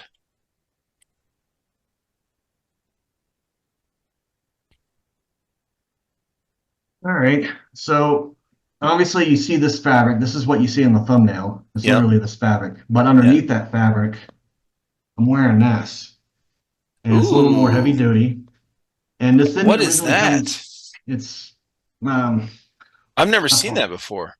actually this idea didn't come from me. It came from I got it from Dutch Dutch the Hooligan? yeah, I got it from him No as an way. idea. Yeah, because if you look closely, this is what he's wearing underneath this fabric. And Whoa. and then he has it wrapped, and it's not like this exactly, but it's Yeah, very similar. right. So I was able to duplicate it. I found the exact one that he was using, Holy crap. and then I modified it a little bit. So when I got it, there's a little bit. I'm not sure if you can see it in the camera, but there's a little bit of a mesh Yeah, it's a protector mesh. right here, Yeah. and that's custom. So I actually had to enroll that into the fabric. Holy So cow. To so when I protect your wear teeth. it, I stick my teeth, That's and when I awesome. wear it, it's like this, and then I wear this fabric on top, Right. so it hides it. And So that's like what do you call those gaiters that pull all the way over your head? yeah, Yeah. yeah, precisely. And it's very effective because I've been hit in the face multiple times, even been hit in the teeth multiple times in Yeah. close range. But each time, no damage to the face. Nothing. None. Nothing. Dude, that's amazing. Yeah, that's a And good setup. and it's light too because it allows me to breathe. Right. And of course during summer, this is, in my opinion, this is a lot more easier on your skin during the summer than wearing those standard what do you call them? It's kind of like a big metal mesh right here, and then you have Yeah. a little bit of fabric right there. And mesh It's mask, kinda, yeah. and they have like a wrap. Mhm. That It's like to me was, neoprene or something like that that's stretchy but thick, yeah. Yeah, and I see that quite common. So, I mean, that's quite common to see in the field. So to me, that was just non-practical. Yeah, So that's when I started looking to what other people were using, and I must admit that's not my original idea. I took it from Dutch, sure. and I slightly modified it, and it works great. Dude, that's awesome. So Okay. if anyone out there is interested in having something similar, I mean, feel free to reach me out on X, and I'll be more than willing to Absolutely. share where I got it and Yeah, we all how you share can get ideas on here, modification. Yeah, for better equipment and better play. Yeah. absolutely. And then and here real quick, it's like, well, I don't know. Are you allowed to give me share permissions? Yeah, I go ahead. could show You want you. to share the screen? Yeah, let me show you guys what I am running on my Amazon. Oh, yeah. So let's see if I can make sure I grab the right folder here. And while you're finding that, your logo, the N5, the character picture Yeah. underneath your N5 is badass looking, dude. Oh, thank you. Yeah, it's I badass. try to make it unique, but again, there's so many similarities with other people. I mean, because to be Sure. perfectly honest, that's not, I didn't draw that out myself. No. I legally acquired Yeah, it. yeah. So, I mean, that's most but of us, most of what we do. you know, All these things that so we use. I think I got the right. It's so easy to just grab something off the internet, man. Like little bits and pieces of things and put them together into a little thing or whatever. And most people don't draw their own stuff. Yeah. I think it's a little more common now, especially with a lot of the artsy tools that they have, like graphic designers and stuff, the Adobe tools, which I don't know how to use. Ooh, what you got, Is the man? screen What is sharing or this? is it sharing Yeah, successfully? Okay. yeah. So let me show you the first one. Okay. So hopefully, no, actually, it's not coming up, isn't it? You're only seeing. No, I don't Oh, see the okay. large picture. Let's see if I have to do anything. No, I don't have to do anything. All right, let me stop this again and let me retry. Yeah, you're good. I think I know what I need to do. Okay, that's what Gotcha. I need to do. So let me make an adjustment. Yeah, you have different options when you share, like the view and how it's going to be split. All right, how about now? There you go. All right, so Yeah. that's my primary. That's Okay. what I use most of the time. So now that's the one that has the gate tighten installed. See if I That's the can zoom. VFC Avalon. Yeah. Yeah, And the trigger is also custom as well. That's a could very, very tell. low pull. Yep. I don't like full auto. So what I've done was I actually switched the modes on there to where it's safe fire, and then obviously the other two are singles. So Yeah. there's no full auto on it. It's all just semi. A lot of guys do that. They actually remove the full auto feature because most events and most fields, you can't do full auto. The bigger 3-day milsim events, you can only do full auto on LMGs and shit like that. So if you're a rifleman with this kind of gun, you're never going to use full auto. Yeah. Yeah. Yeah. And you don't want to So- accidentally switch to full auto because it's a really No, common especially thing. during in the field. Yeah. Uh-huh.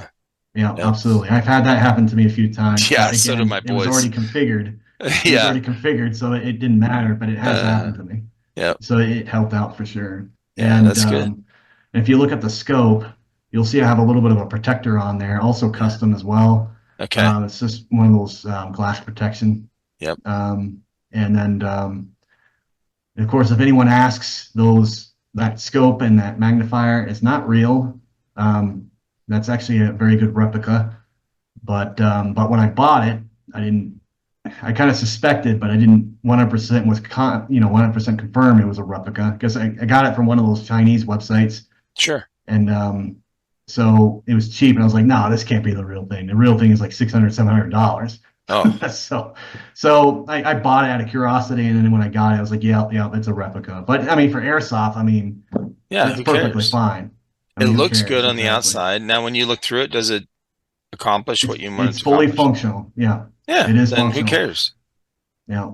Yeah, And that's obviously, fine. I removed the orange chip myself. That was kind of interesting. And again, quick to learn, but it took a while to perfect it. So in my case, I just had to steam up a bucket of hot water where it was steaming, and I exposed it to that for about maybe 10 or 15 minutes, and then I took it out. I got one of those drills, and I very carefully drilled where the pin is. Oh, you had a cotter pin in yours? Yeah. Oh. And then I had one of those clamps, and I just clamped it off, and that's how I was able to get the orange tip off. Yeah, that's rough. Yeah. Yeah, the ones that don't have those pins, those are the best, because I had a heat gun. So I took all these, most of the guns these boys bought. Like I said, I had this workshop thing where I bought a heat gun for rewiring their gearboxes and stuff if they broke, or if they wanted something wired in, like a MOSFET or something. I would hook those up. I would solder. I had a little soldering kit, and with little clamps and stuff, I would do all that kind of intricate stuff. And I had the little heat shrinks for little wire, and so I bought a heat gun, and it worked great for taking off orange tips. And the ones that were that were just glued on in the reverse thread didn't have the cotter pins. God, I was so thankful for those. I was like, oh, good, because those ones with the cotter pins, bro, it was very difficult.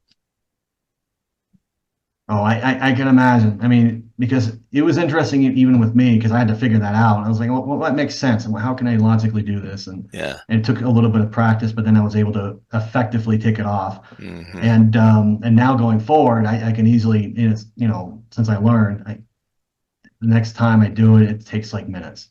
Right. So it's just not that difficult anymore.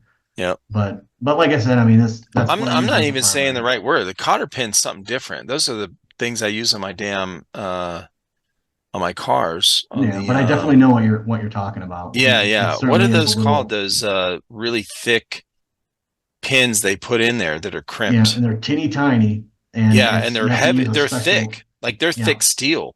They're very hard to get out. And they did that intentionally, obviously. Absolutely. So because cotter pins are easy to take out. They bend, they're very flexible. That's not the right word. It's whatever those pins they put in there. Man, they're tough. Yep, they certainly are. But hey, I mean, once you figure it out, it becomes really easy the next time. Yeah. So it's so that's my primary, and then my secondary, which I got another M4 style. That's the SSR4. Ooh. So that's the one I took apart. Yeah. Okay.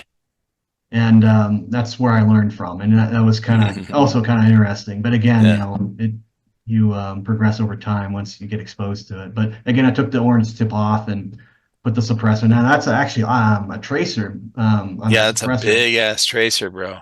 And then I have a fully functional. I forgot what you call that thing. That unit on top of the rail. I'm sorry. PEX box. Yeah, I should know what that is, the wording of it, but I couldn't get the word in my mouth. But that's also fully functional. That actually Bluetooths into the suppressor. And what that does is it actually tells me in real time what my different types of readings. It could tell me feet per second. It could tell me how many, well, if I program it correctly, it'll tell me how many BBs I have left in the mag. Whoa. It also will, what do you call it? It'll tell you how many feet per second you're firing, or if I haven't already mentioned the RPS. RPS, yeah. Like so your rate of fire, your velocity. Functionalities. Yeah, exactly. So I thought that was pretty neat, and that is cool.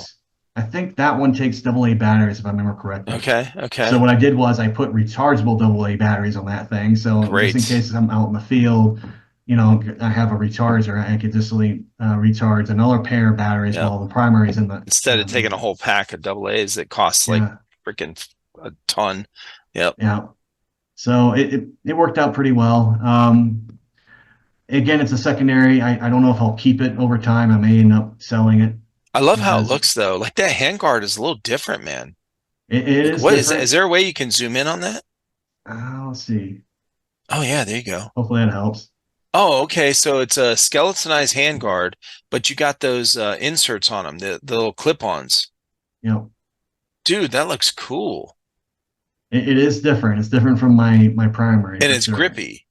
It's grippy, and my hands is pretty big, so it comfortably holds my hand in a good Right. position. So I I like like that. that, dude. Okay. Yeah, I also got that from Fox Airsoft if anyone's interested Hmm. over at their store. But Yeah, but the foregrip. And I yeah, like how you got it close. That's a really yeah, good place to have it. Yeah.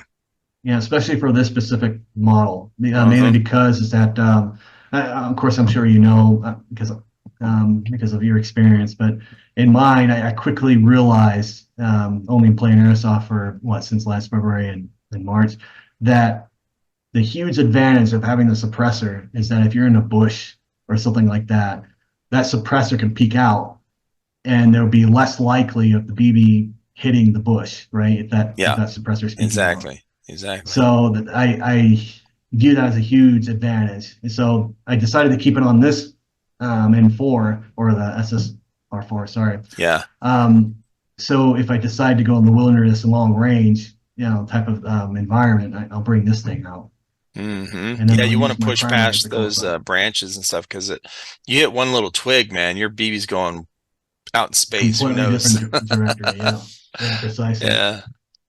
So it's cool. I mean, it's stuff I'm figuring out, and I'm certainly, at least I hope so. I'm certainly progressing pretty quickly. Yeah. Yeah, you are, man. And It's and good. of course, I have like a few handguns. See if I have the SSE 18, which is from Novridge. I Oh also yeah. have the SSP 5 as well. Um, so both different versions. The gas obviously is the SSP 5, and the Okay. electric is the SSE Oh 18. shit, you got electric pistol. How do you Yeah. like those? We've only gotten one that we were able to use, and it was kind of a cheaper one out of a mystery box. So the Mm. FPS was really, really low, and Yeah. yeah, it was really hard to like. We really couldn't do too much with it. It was yeah. So we didn't get a nice one, an AEG, or I mean AEP. So it was just that one. So I've always been curious if there's a really good AEP out there. It's decent. And again, with my experience, I mean, in close range, it's good. Okay. With the SSE 18. Yeah. Longer range, and especially if you want to be a little bit more stealth, I don't think Hmm. the SSE 18 would be a good fit. Yeah. But again, it's just my small opinion of a beginner player like myself. But Yeah. There's not a but whole lot of them out there. Like yeah, AEPs, and, there's not a whole lot of options for that. and they usually have similar designs, so Yeah. it's yeah, Battery goes in the top of the receiver and yep, above the barrel or something like that. Yeah, that's where ours was. And yeah, I precisely. actually did we weren't going to use it, and at the time I was looking to do this I was going to build something for one of my sons that was going to be like where he was going to we were going to make this specific video, right, for the channel. And it was like scripted, and it was going to be funny and cool and have some action stuff in there. And one of the things was I took that AEP apart and wired it into a glove. So I cut holes in the glove, put the barrel, the inner barrel through there. So I laid it down sideways so that the feeding mechanism and the stuff would fit parallel with the glove, right, with the top part of the glove on the top of his palm or top of his hand. And then there was going to be a button for his thumb that he could do, and it would shoot out the glove. So I just basically I kept everything intact, like the internal. I took the whole plastic gun part apart and left all the internals the way they were. I just once you take them out of the casing, they're just wired together. You can just like string it all together. And so because of that, I just put the barrel inside the top of the glove and then wired all the other stuff back here. And all I had to do was figure out and solder in some extra wires for a little button to activate the shooting mechanism. So I made this whole video on it, and then something happened on our channel. We got really busy and gameplay, and I was editing all these videos, and it just sat in a box forever, and I never finished it. We never used it in the video. Oh yeah. So Well, if you ever decide to, let me know. I'll definitely view it. yeah, right. And that would be kind of cool to see. A It would little be bit cool. different.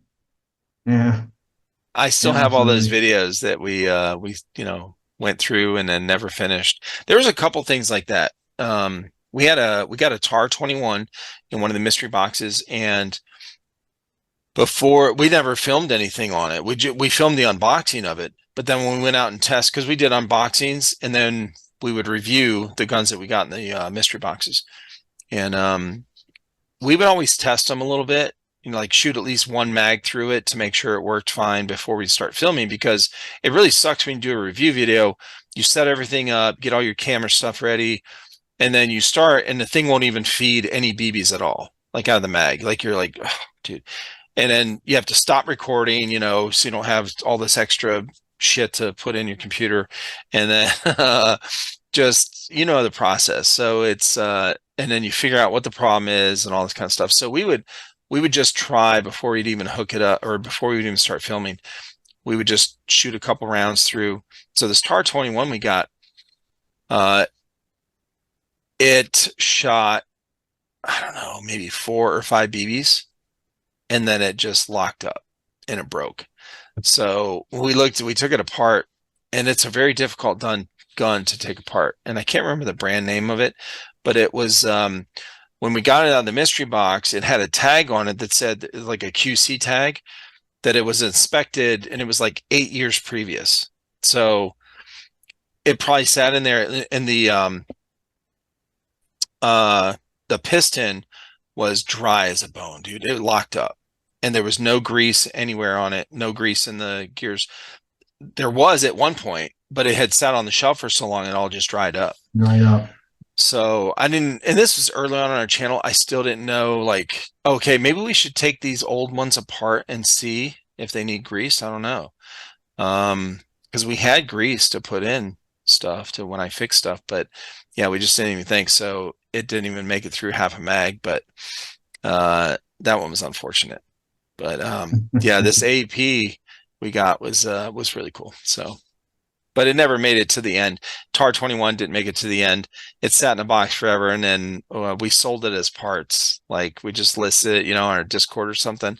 And I was like, if somebody wants this stuff, man, you can have it for really cheap. Okay. That's funny. Yeah. Oh, geez. And I can see myself doing that too. I mean, certain things just kind of sit there and not really utilized, and then before you know it, I mean, you either have to, like you said, sell as parts, or literally open it up and grease it out, or maintain or replace parts and Yeah. get up and running Replace again. parts. Yeah. Yeah. It's one of those things where, especially when you're running a YouTube channel, and I'm sure like if something throws an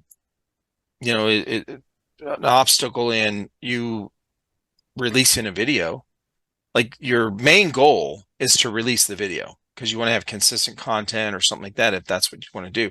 So I didn't want to stop and work on this gun. And plus we were getting so many mystery boxes each month, because that was the mainstay of our channel, that it's like, okay, just forget about it. Let's the next video, right? Because we got a box coming in 2 weeks, and we'll get all these. I got to get 3 other guns reviewed besides the one we got in there, because there's 4 of us on the channel, and we were each getting a mystery box, like a BOA from Evic. So you get 2 guns in there. So we're getting 8 guns every time we get and we're doing reviews on all these. So it's a lot of video content. The first couple years of our channel, we put out 3 videos a week. So Impressive. that's a lot of editing, bro. So that's a lot of filming and editing. I had the time. I'm sure you heard some of the podcasts where, how this channel started and stuff, where I came out of being paralyzed with an illness and stuff. So I was sitting in the house. I just needed something to do.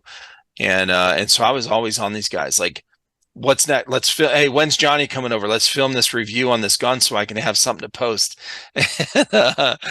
And so, yeah, when you're that kind of busy, like, you don't have time to stop and fix this one gun and order parts for it and wait for it and do it. fix it. And by the way, the bullpups, at least that one, the TAR 21 is set up so different, like the gearbox and stuff.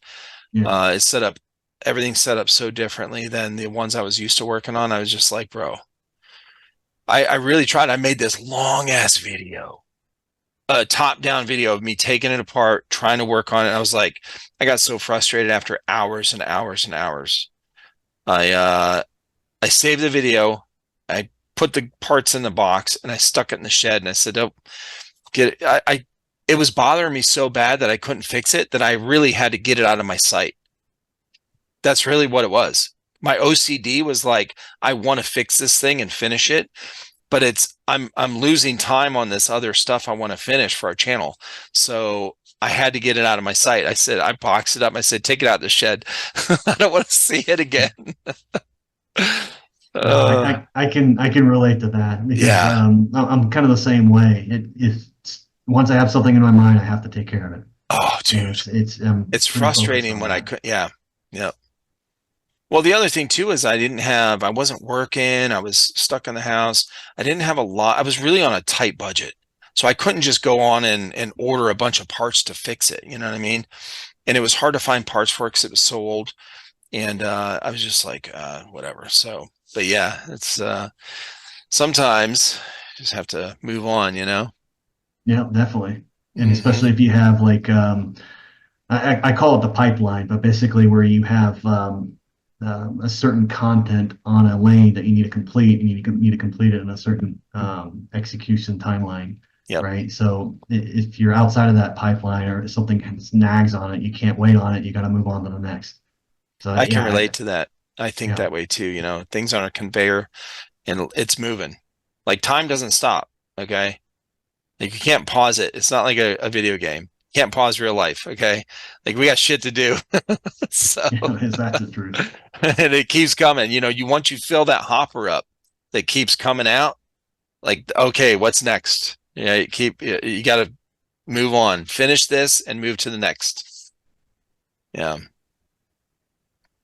So you got some good guns, some good gear. So when you first started, like your first airsoft game, when your buddy convinced you to go out, right, for your foot and everything, uh, how did you show up for your first game? Did you have a plate carrier? Did you research and do a bunch of stuff and get everything before you went out? Or did you just kind of show up in like jeans and a t-shirt and go, I don't know.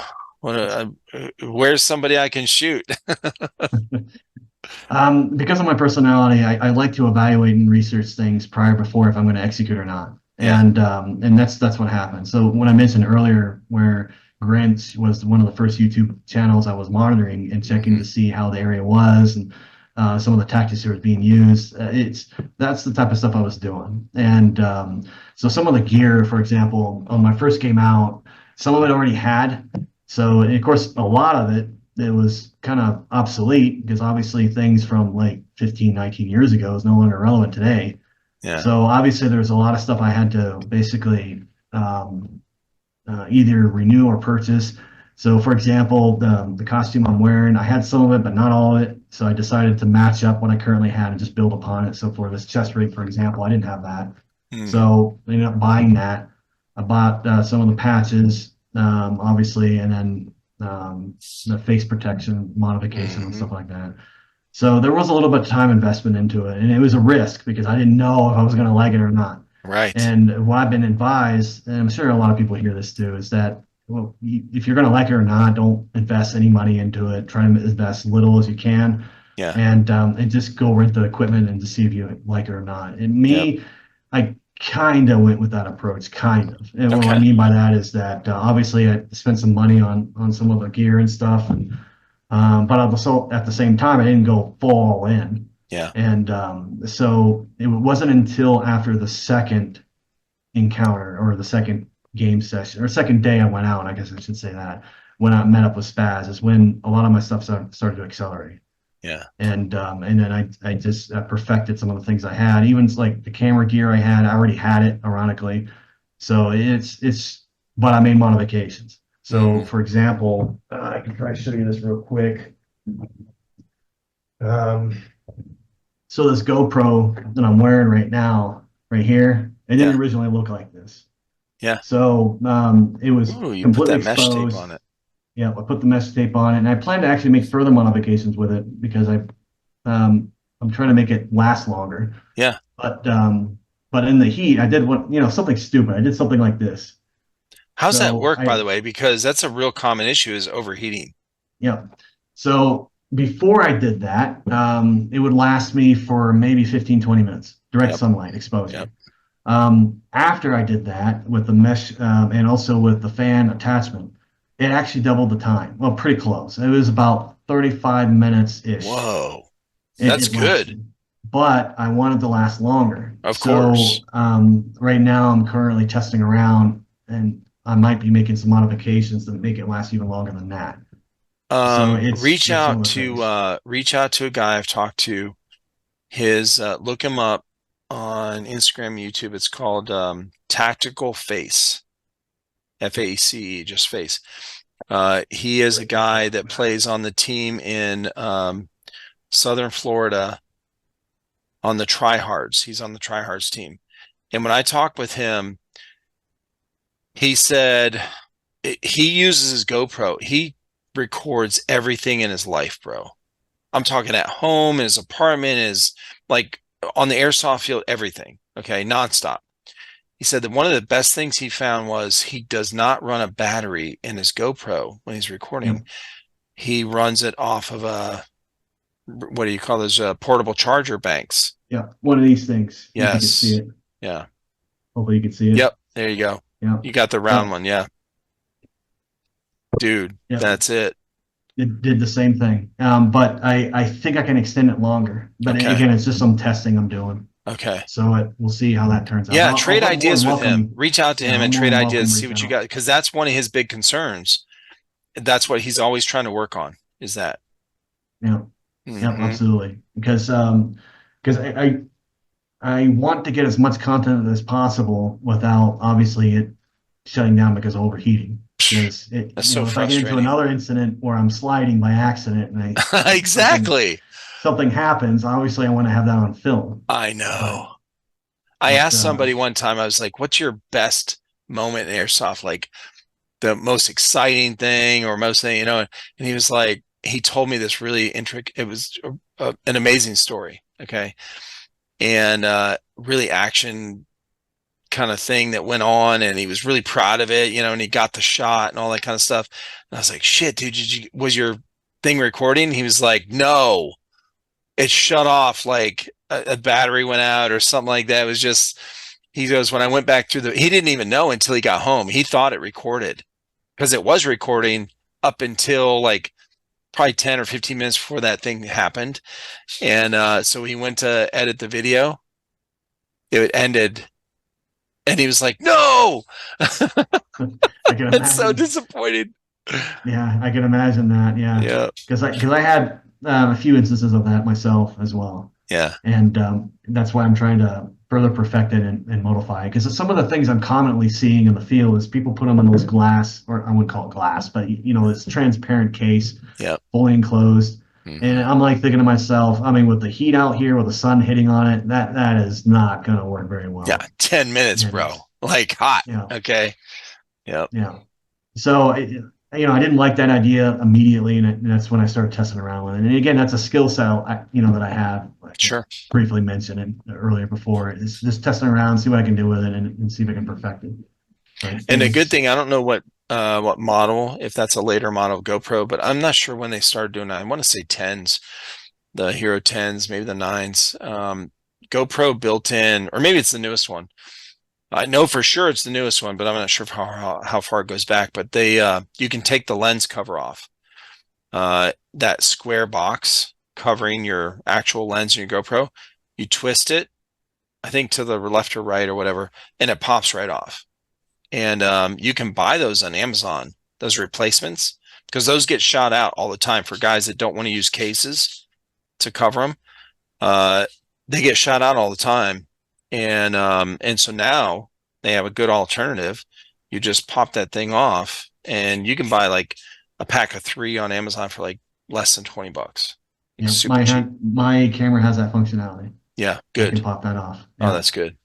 And even I can pop it off. I still put protection on it. It still has a protective layer on it. Of course, it's not perfect, but it's better than nothing. But Right. still, if it still breaches through, like you said, I could just pop that off and replace it, which is Yeah. great Yeah. because then I don't have to worry about that as a possible Exactly. scenario. So That's it's cool, pretty man. cool stuff. I mean, some of the things that keeps me busy on Yeah. trying to work out. And it's funny because I spend most of the time just on the bench, but only a fraction of that time in the field, I right? know, right? So that's how it usually works out. That's most of life. Yeah. Like, it really is. Like, you spend all this time like prepping a meal. You spend, if you want to cook a big meal, I don't cook. Okay. I can cook like scrambled eggs, and usually I'll burn those too. But my wife cooks really well. She's a great cook, but she'll spend all kind of time like chopping this stuff and prepping this stuff and putting this kind of seasoning on this thing and letting it sit in the fridge for this long, and like hours. And then you cook it and you get done and you eat it in like 10 minutes, it's like done. Like, it's so much, most of our lives are prepping for something, for that one moment, and the one Yeah. moment lasts way less time than the prepping part was, put all that work into it. Yeah, that's like you said, that's how it usually goes. It really And is. it's just really funny.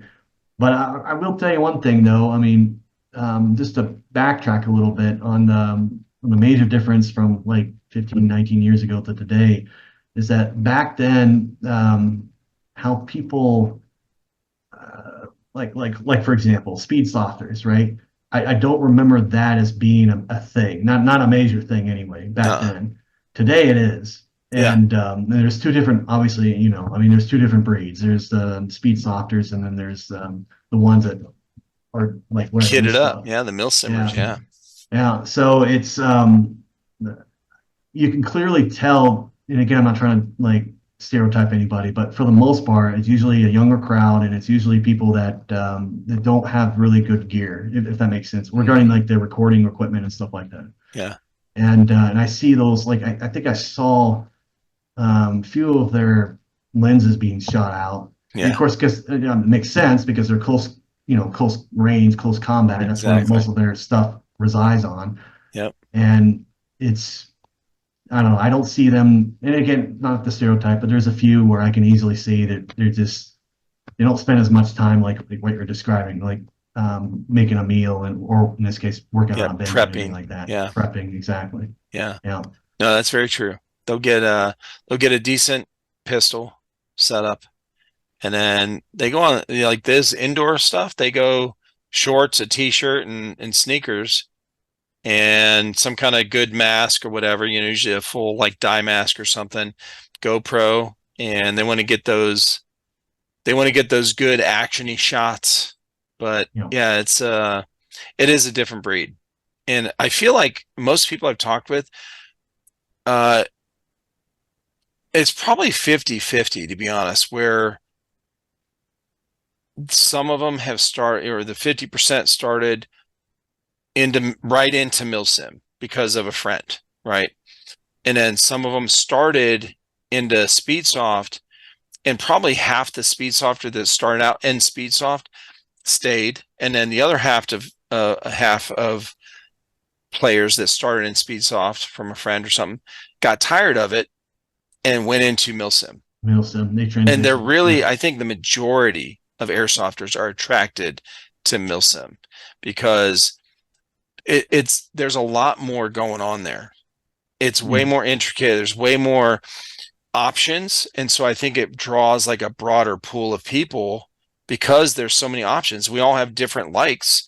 So we're like, oh yeah, I like this kind of camo. Like, there's so many guys I've talked with that are milsim. Dude, there's, I don't know how many pieces of like different styles of camo there are, but you can go back to like the Polish ones and all the different countries from 1980 or 19 whatever, like one of the guys I talked with in the UK, he was big into American or the US Vietnam outfits. Okay. military gear and stuff. So that camo, that kind of gear, those kind of canteens, like all that kind of stuff you can get into. There's so much more to get into if you want to do a milsim stuff. And if you go to Speedsoft, it's like, well, you got a flashy jersey and a high kappa pistol, right? That's HPA, like, because nobody else really cares about the rest of your gear. Unless you're on like a sponsored team where you have a full outfit that, in uniform that looks cool. But there's not a whole else lot to, you don't have a lot of options. Yeah. You're not going to go with a the time period. Part, yeah. You're not going to show up on the Speedsoft field with Vietnam era gear, right? Like, what are you going to do? Wear a kettle for a helmet? Like, on the Speedsoft field is just weird. But Milsim, you have a ton of options, bro. Yeah. You could definitely get into a rabbit hole. I mean, that's for sure. I mean, the potentials of options like you're describing, it's quite large. I certainly noticed that immediately. And again, nothing to basically talk negative on the Speedsofters, because in my personal opinion, I mean, in a way, you kind of need them because they help transition. I mean, some of them transition over the milsim to keep it alive, right? So in a way, both breeds kind of need each other. Well, I've talked with people too that do both. They still play both. Like they have friends that are really deep into milsim stuff and the woodland play, and then they personally like to play Speedsoft, so they'll go play their Speedsoft on weekends, and then maybe once every 3 months or something they'll go out with their buddy, and they'll have some milsim gear, but they'll dress like milsim, but their play style at the event is still Speedsoft. So you ever see those videos where the dudes are, it's a funny like meme or whatever, milsim dudes are stacking up on the door to like bust through, and the Speedsofter comes running through, and you hear him yelling from way back here, and he goes right into the door, It's so funny. And I'm like, it's a great contrast to the play. So yeah, I mean, to each his own. That's one of the things that's great about the Airsoft community is everyone respects your options and your likes and dislikes. Like, go ahead, man. You want to do you? Go ahead. You want to show up on the Airsoft field with a freaking teddy bear on your back? That's your thing. That's your little mascot. Go ahead. You want to show up with a banana, strapped on your helmet? Go ahead. Like, it's cool either way, Yeah, especially what you were describing when they work together. It went right. That two different types of play styles when they work together, because that's kind of cool. Yep. And it's awesome to see that. But it's kind of different from 15, 19 years ago. It's just for sure another thing I definitely wanted to bring up. So that's when you were talking about that earlier. Yeah, that's the same thing that happened with me. Like back when I was playing paintball in the early 90s, mid 90s, and it was the same thing. Like we didn't have speedball. Like we didn't call it speedball. Like it wasn't like the big separation like we have now. It was the same type of thing. Like everyone just said you weren't a speedballer, right? You weren't a milsim. Whatever. They didn't really have milsim for airsoft. I mean, for paintball, it was more like woods ball. But no, everyone just said, "Hey, you want to play paintball this weekend?" Yeah. And wherever you went, like, "Oh, okay, we're going to meet over here at this one, or we're going to meet at Johnny's grandparents' house," like in the woods. So that we all called it just paintball in general. It wasn't until like the later 90s that like ESPN3 probably catapulted the speedball like tournament stuff, right? Yeah. And that's where paintball got a real big jump in popularity, because even like old grandmas would be like, "Oh, my grandson plays paintball," because they saw it in ESPN3. But other than that, they wouldn't know about paintball, So, but yeah, we all just called it paintball. There wasn't this separation of, "Oh, I play in the woods and you play in this inside this thing or whatever that's like really fast paced, and call it speedball." And we look down on you for it. It's like I mentioned when I talk with people in the UK, bro, talk to somebody in the UK about paint or about airsoft and say, "Hey, do you play Speedsoft?" They will cut your head off. They'll be like, "Dude, how dare you? That's such an insult." Yeah. I think it's a bad word over there. It's so crazy. Geez, that's It's so for some weird, reason, man. it's weird, but at the same time, I'm not surprised, Yeah, same. especially in the UK. Yeah. So it's Because when they have people show up on the field that are fairly new that started out in Speedsoft and they go to the woodland, these skirmishes that they have at these woodland fields, uh, they stand out like a sore thumb and they go, and these guys are all looking around like, dude, calm down. You're ruining the vibe here. Okay. That's what they say. So, it's, yeah, it's funny to see. Jeez. Well, it kind of cool, but at the end of the day, as long as everyone, has fun, They right? do. And Yeah. works as a team. So Yeah. that's what And matters. most of those guys that come out there, they either figure out, okay, I don't like this kind of play. They go back to Speedsoft, indoor stuff or whatever, CQB, or they start racking up on their gear and their checkbook takes a hit and they go they go and buy all this crap to go out on because it takes a lot more to get on, milsim type of stuff with all that gear. That shit's not cheap sometimes. And they So can get pretty expensive pretty quickly. Yeah, that's yes. for sure. Yeah. So it's yeah. So it's a bigger commitment. And usually the guys that take the longer time and bigger commitment to go out in these big events, um, they put all this time and effort into their gear, into their guns, so they can get out there and play like, these all day events or whatever. They take it a little more serious, but not like too serious. They're still having fun, but they're going to play by the rules. They're going to they're going to be honorable because they respect the game, right? They put a lot of effort into it and they want to keep the game honorable, which is how it should be. Yeah, that's how it should be. Mm-hmm. Of course, not everyone's perfect, and you're always going to encounter a few interesting apples. just I mean, shoot them until they raise their hand, okay? well, that's one way of putting it. Of course, I don't know if I should tell this next story or not, but Uh-oh. You're going to incriminate yourself, bro. yeah, I know, right? So, like shooting in the private part that I told you, that was strictly by accident, and I Sure. had two more encounters that were also by accident, and but there was one that was not. I intentionally did. Oh shit. And yeah, and of course, I'll try to leave out names or descriptions because I don't want to shame anyone. No. But we had a pair, which I suspect they were brothers. I could be wrong, but they look very similar. Mm-hmm. And they were more dressed like Speedsoft. Okay. Not entirely, but they were leaning towards that on gear set. Yeah. So of course, I try to play honorably, and of course, with my age, drama, I just don't care. No. If it comes to a problem, I just immediately say, I'll immediately call it. Yeah. I won't care.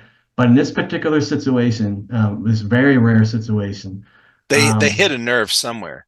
It hit a nerve. Okay. And push your button. A little bit. I was a little bit frustrated. I didn't yell or anything like that. No. But what ended up happening is that I would shoot him first. I knock him out first. He didn't call it, and then he shoot me, and then he told me I had to call it. Oh, I can't stand that, bro. And I didn't disagree, and that happened 2 times, I think 3, between 2 and 3 times. It happened where I just called it. I didn't disagree. Oh. And so on the last time, I was like, okay, if he's going to do this again, I'm going to target a sensitive area, and I'm just going to fire. You're going to force him to call his hit. Yeah. Yeah, absolutely. Yeah. So that's what I did. I knew he was there. Totally I was waiting fair for him. Yeah. And then when he turned the corner, I immediately took one shot and I hit a sensitive area. Yeah. And then as soon as I did that, he immediately said, "Dude, I shot you first. Why did you do that?" And I didn't yell, but I said, "Well, I shot you first. It's on the camera. If you want to dispute it after the game, we can do that." And he just walked off. Yeah. And then when he was walking off, he says, "This guy's not calling his hits." Oh my gosh. I'm like, are you serious? I forfeited the last 3 shots when I knew that I got you first. I have it on. As a matter of fact, I have it on video. I'm not going to post it on YouTube because I don't want to shame the guy. But the video confirmed it. what I'm explaining to you. That happened 2-3 times. He didn't call it, and then I called it because you don't want to deal with the drama. But on the Yeah, that last sucks, man. time, I intentionally did that, and Oh, I would have, yeah, I would have too. yeah. Totally understandable and justified. Totally justified. There's a guy I talked with, he runs an Airsoft podcast as well. His name's his group is called the Headless Chicken Squad. They're in the UK. And so he runs an Airsoft podcast, does really good at it. And I run one. So we both collaborated and did one together. He released it on his, I released it on mine. And so there was a story he told very similar where this guy was not calling his hit throughout the whole day. He actually posted the video, like it was part of his YouTube video. And he sent me little clips that I think he didn't include it or something like that because he wanted same thing. He didn't want to call the guy out or something like that, on YouTube. But he sent me some of the clips from it and was like, dude, this is the guy I was talking about, and like slow motion, you could see all these hits. The dude just never called his hit, bro. He shot him like 20 times and the dude just kept playing. I was like, oh my God, that's got to be so frustrating. But he was doing the same thing that you're talking about. He expected everyone else to call their hits, but he wouldn't call his. And I was like, bro, he's like, I just kept shooting him, like punishing him until he raised his hand. And finally at the end, he did. After like 20 shots. There's like the third time it's happened. So it's so frustrating when that happens, though. It is, but I mean, I try to remind myself even when these events happen, it's a game. Don't let it bother you. Yeah, but still, But that was an interesting moment, and that was the one rare moment where I still didn't yell or anything, but that was one rare moment where I just figured, okay, I got to do something different.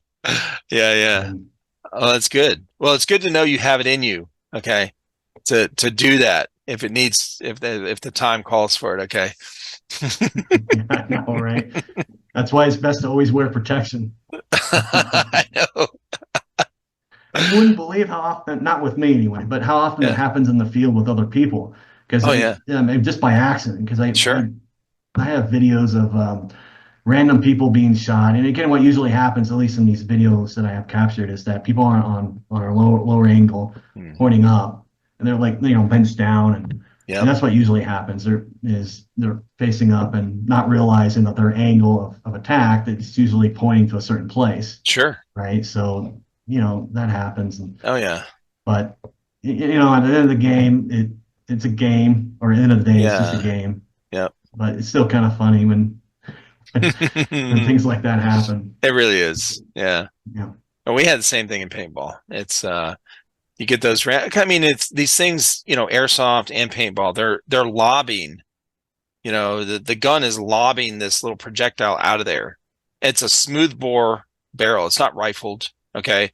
So, and it's a ball that may not be perfect, right? If you put it under a microscope and a micrometer, like it might be a little bit heavy on one side. Who knows, right?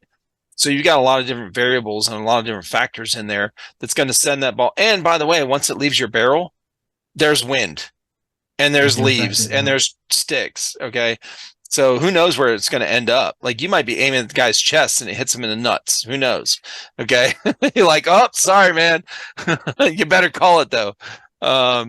So yeah, you never know. I mean, there's a lot of accidental face shots, ear shots, and nut shots that just are not intentional. Yeah, it happens for sure. I think, if I recall, I think the Grinch got shot in the ear, I think. And ironically, it was right after the attempted assassination with Trump. Oh, shit. So, yeah. So recently, it happened recently. So, yeah. Did he put a bandage on it? I don't know. I just saw photos of it on Discord. And to be funny, and of course, with this, you raise your fist. Yeah, he raised his fist, and that's other awesome. People were grouping around him. That's to simulate cool. That exact scene. Okay, and that was kind of cool how he turned that around as a positive, well, kind of a humor positive. Sure, humor. Yeah, man, that's good. Yeah, that's awesome. Yeah, I heard of this one event, like a rally, a Trump rally thing or something, like 2 days after that. this huge group of guys showed up with bandages on their ear to, and they did this thing, Support. Yeah, it's cool, man. Yeah. Oh yeah. Yeah. Yeah, That's for funny. sure. I just the guy I talked to this morning from the UK, his worst, I asked him what is the worst place he got shot. And he had two places. It was one was in the ear before he wore like the comms headset for his helmet. His ears were exposed, and he got shot in the sensitive part of the cartilage, whatever. Yeah. It fairly close, and then the other one was the fingertip, and those things hurt like hell, bro. He didn't have gloves on. He didn't have gloves on. That's so even worse. that's so bad. Yeah. Yeah. Yeah, because I was shot in between the joints and the finger, and of course I was wearing gloves. But again, I was learning. I didn't know that certain gloves were more better for this type of stuff. Yep. So I was wearing the light ones and didn't have hardly any protection. So when I was shot Just right the in the cloth. joint, I was like, and it hurt for a month. Oh, dude. And then you're like getting a little bone bruise in there because Yeah. your skin is so thin on the top of that knuckle. Yeah. Mhm. So after that, that's when I changed my gloves, and the gloves I wear now is the one you see on the thumbnail. I mean, it's Yeah. a little bit more resilient for Yeah. that. And I've been shot in the finger again with those new gloves, and it nowhere near as You got impactful. shot, but it doesn't hurt. Yeah. Yeah, for sure. That's cool. So again, learning experience. But Yeah, I'm right. glad he learned from that too, because as you're describing, I mean, it was pretty close, right? And then now he's wearing the full, Yep. full earmuffs. Yeah. So it's pretty cool. Yeah, because a lot of those helmets now they have the thing where you can attach these the comms. Yeah, it's like a gear. module attachment. Yeah. Uh-huh. And so it works really well. You can they're easy to flip up. Like you can just move them off your ears and for when you're off the field or something and put them back down and they have those noise canceling ones now. Yep. Dude, those things are amazing. That's Like when what I you use put on the battery field. in there and turn it on, it has the microphone in it. It's like amplified. Yep. You can hear footsteps it's like superhuman hearing. Yep. And then when something loud goes off, same thing. oh, dude, it's great. Yeah, it gives you a huge advantage because, and especially when I'm in the field, I can actually hear the people on the other side of that corner. Yeah. And it's very sensitive. Mm. And like you said, as soon as they start firing, then it cancels that out. Deafens it doesn't really affect you. Yeah. Mm-hmm. So, and again, it's not just protection in my case, but it also advantages if you're Absolutely around you. I mean, you can hear people whispering like 50 feet away. I mean, the shit's insane. I wear them. I have a pair that I didn't use on the field, but my sons did. And they've gotten newer ones, whatever. They still left this one here. I use it for lawn mowing. Okay. And when I'm running my string trimmer and stuff, it's gas power, it's real heavy duty and it's loud. So I'll wear them for that. And when I stop it, when I have the thing turned on, right? Like I'm using the amplified thing. I can hear like 2 houses down from me. And I don't live in a regular neighborhood where all the houses are close. I live on a back road in South Carolina that's like a country road. Okay. Yeah. So our houses are a little spread apart. Not too far, not like a football field or nothing, but across the street is the houses are set back off the street some, a good half football field or something. And I can hear there's our neighbors that sit over there. The wife and him sit out on the front porch and talk and stuff. I can hear them talking. And I'm a football field away, bro. And the wind's blowing, okay, and there's cars driving up and down, and I can hear their voices. I can hear what they're saying. Yeah. The shit's amazing. Like it's bionic hearing. So it's pretty interesting. Yeah, for sure. I mean, it certainly helps out in other ways. I've seen a version where you can connect to your phone, if I remember correctly, through Bluetooth. You can listen to music. Oh yeah, through the headset. Yep. Right. Or you can receive phone calls, and the headset would be able to. Yeah. Relay. I'm not sure if mine do that. I've never done it, but one of the guys I talked with, he does that. Yeah. Mm-hmm. Yeah. So it's pretty cool how technology evolved because again, Dude. like 15, 19 years ago, I didn't see anything like that. Not like I love that. technology, bro. I love all this amazing how high tech how stuff. progresses. Yeah. Mm-hmm. Well, listen, dude, it's been so awesome to talk to you and meet you. Thank you so much for being on.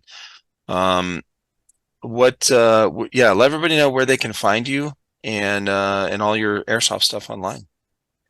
Yeah, definitely. You could check my YouTube channel at n5warrior.com. Or I'm sorry, not .com, I'm sorry, but my username on YouTube Yeah, is n5warrior. yeah, And then my X account is also at n5warrior, but with an underscore. yeah, And then so I try to be consistent with the name. But yeah, you can reach me out through there, and feel free to, because as a player getting back into the sport, I certainly want to make connections and exchange ideas yeah, to further perfect the sport and get better yeah, for dude. everyone involved. Absolutely.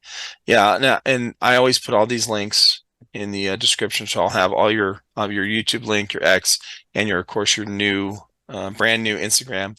I'll put all that in there, and so people can find you. And I'll list this in, yeah. What state would you like me to list your? I'll put it in Colorado because that's where you're currently at and where you currently play. So that's relevant. Um, did you play airsoft in other states that you would like me to Um, list? the only other state that I played at was over at Kansas, Okay. and that again, that was back in high school. Yeah. So the two states I played at was obviously it's Kansas back then, and then currently right now is in Colorado. Okay.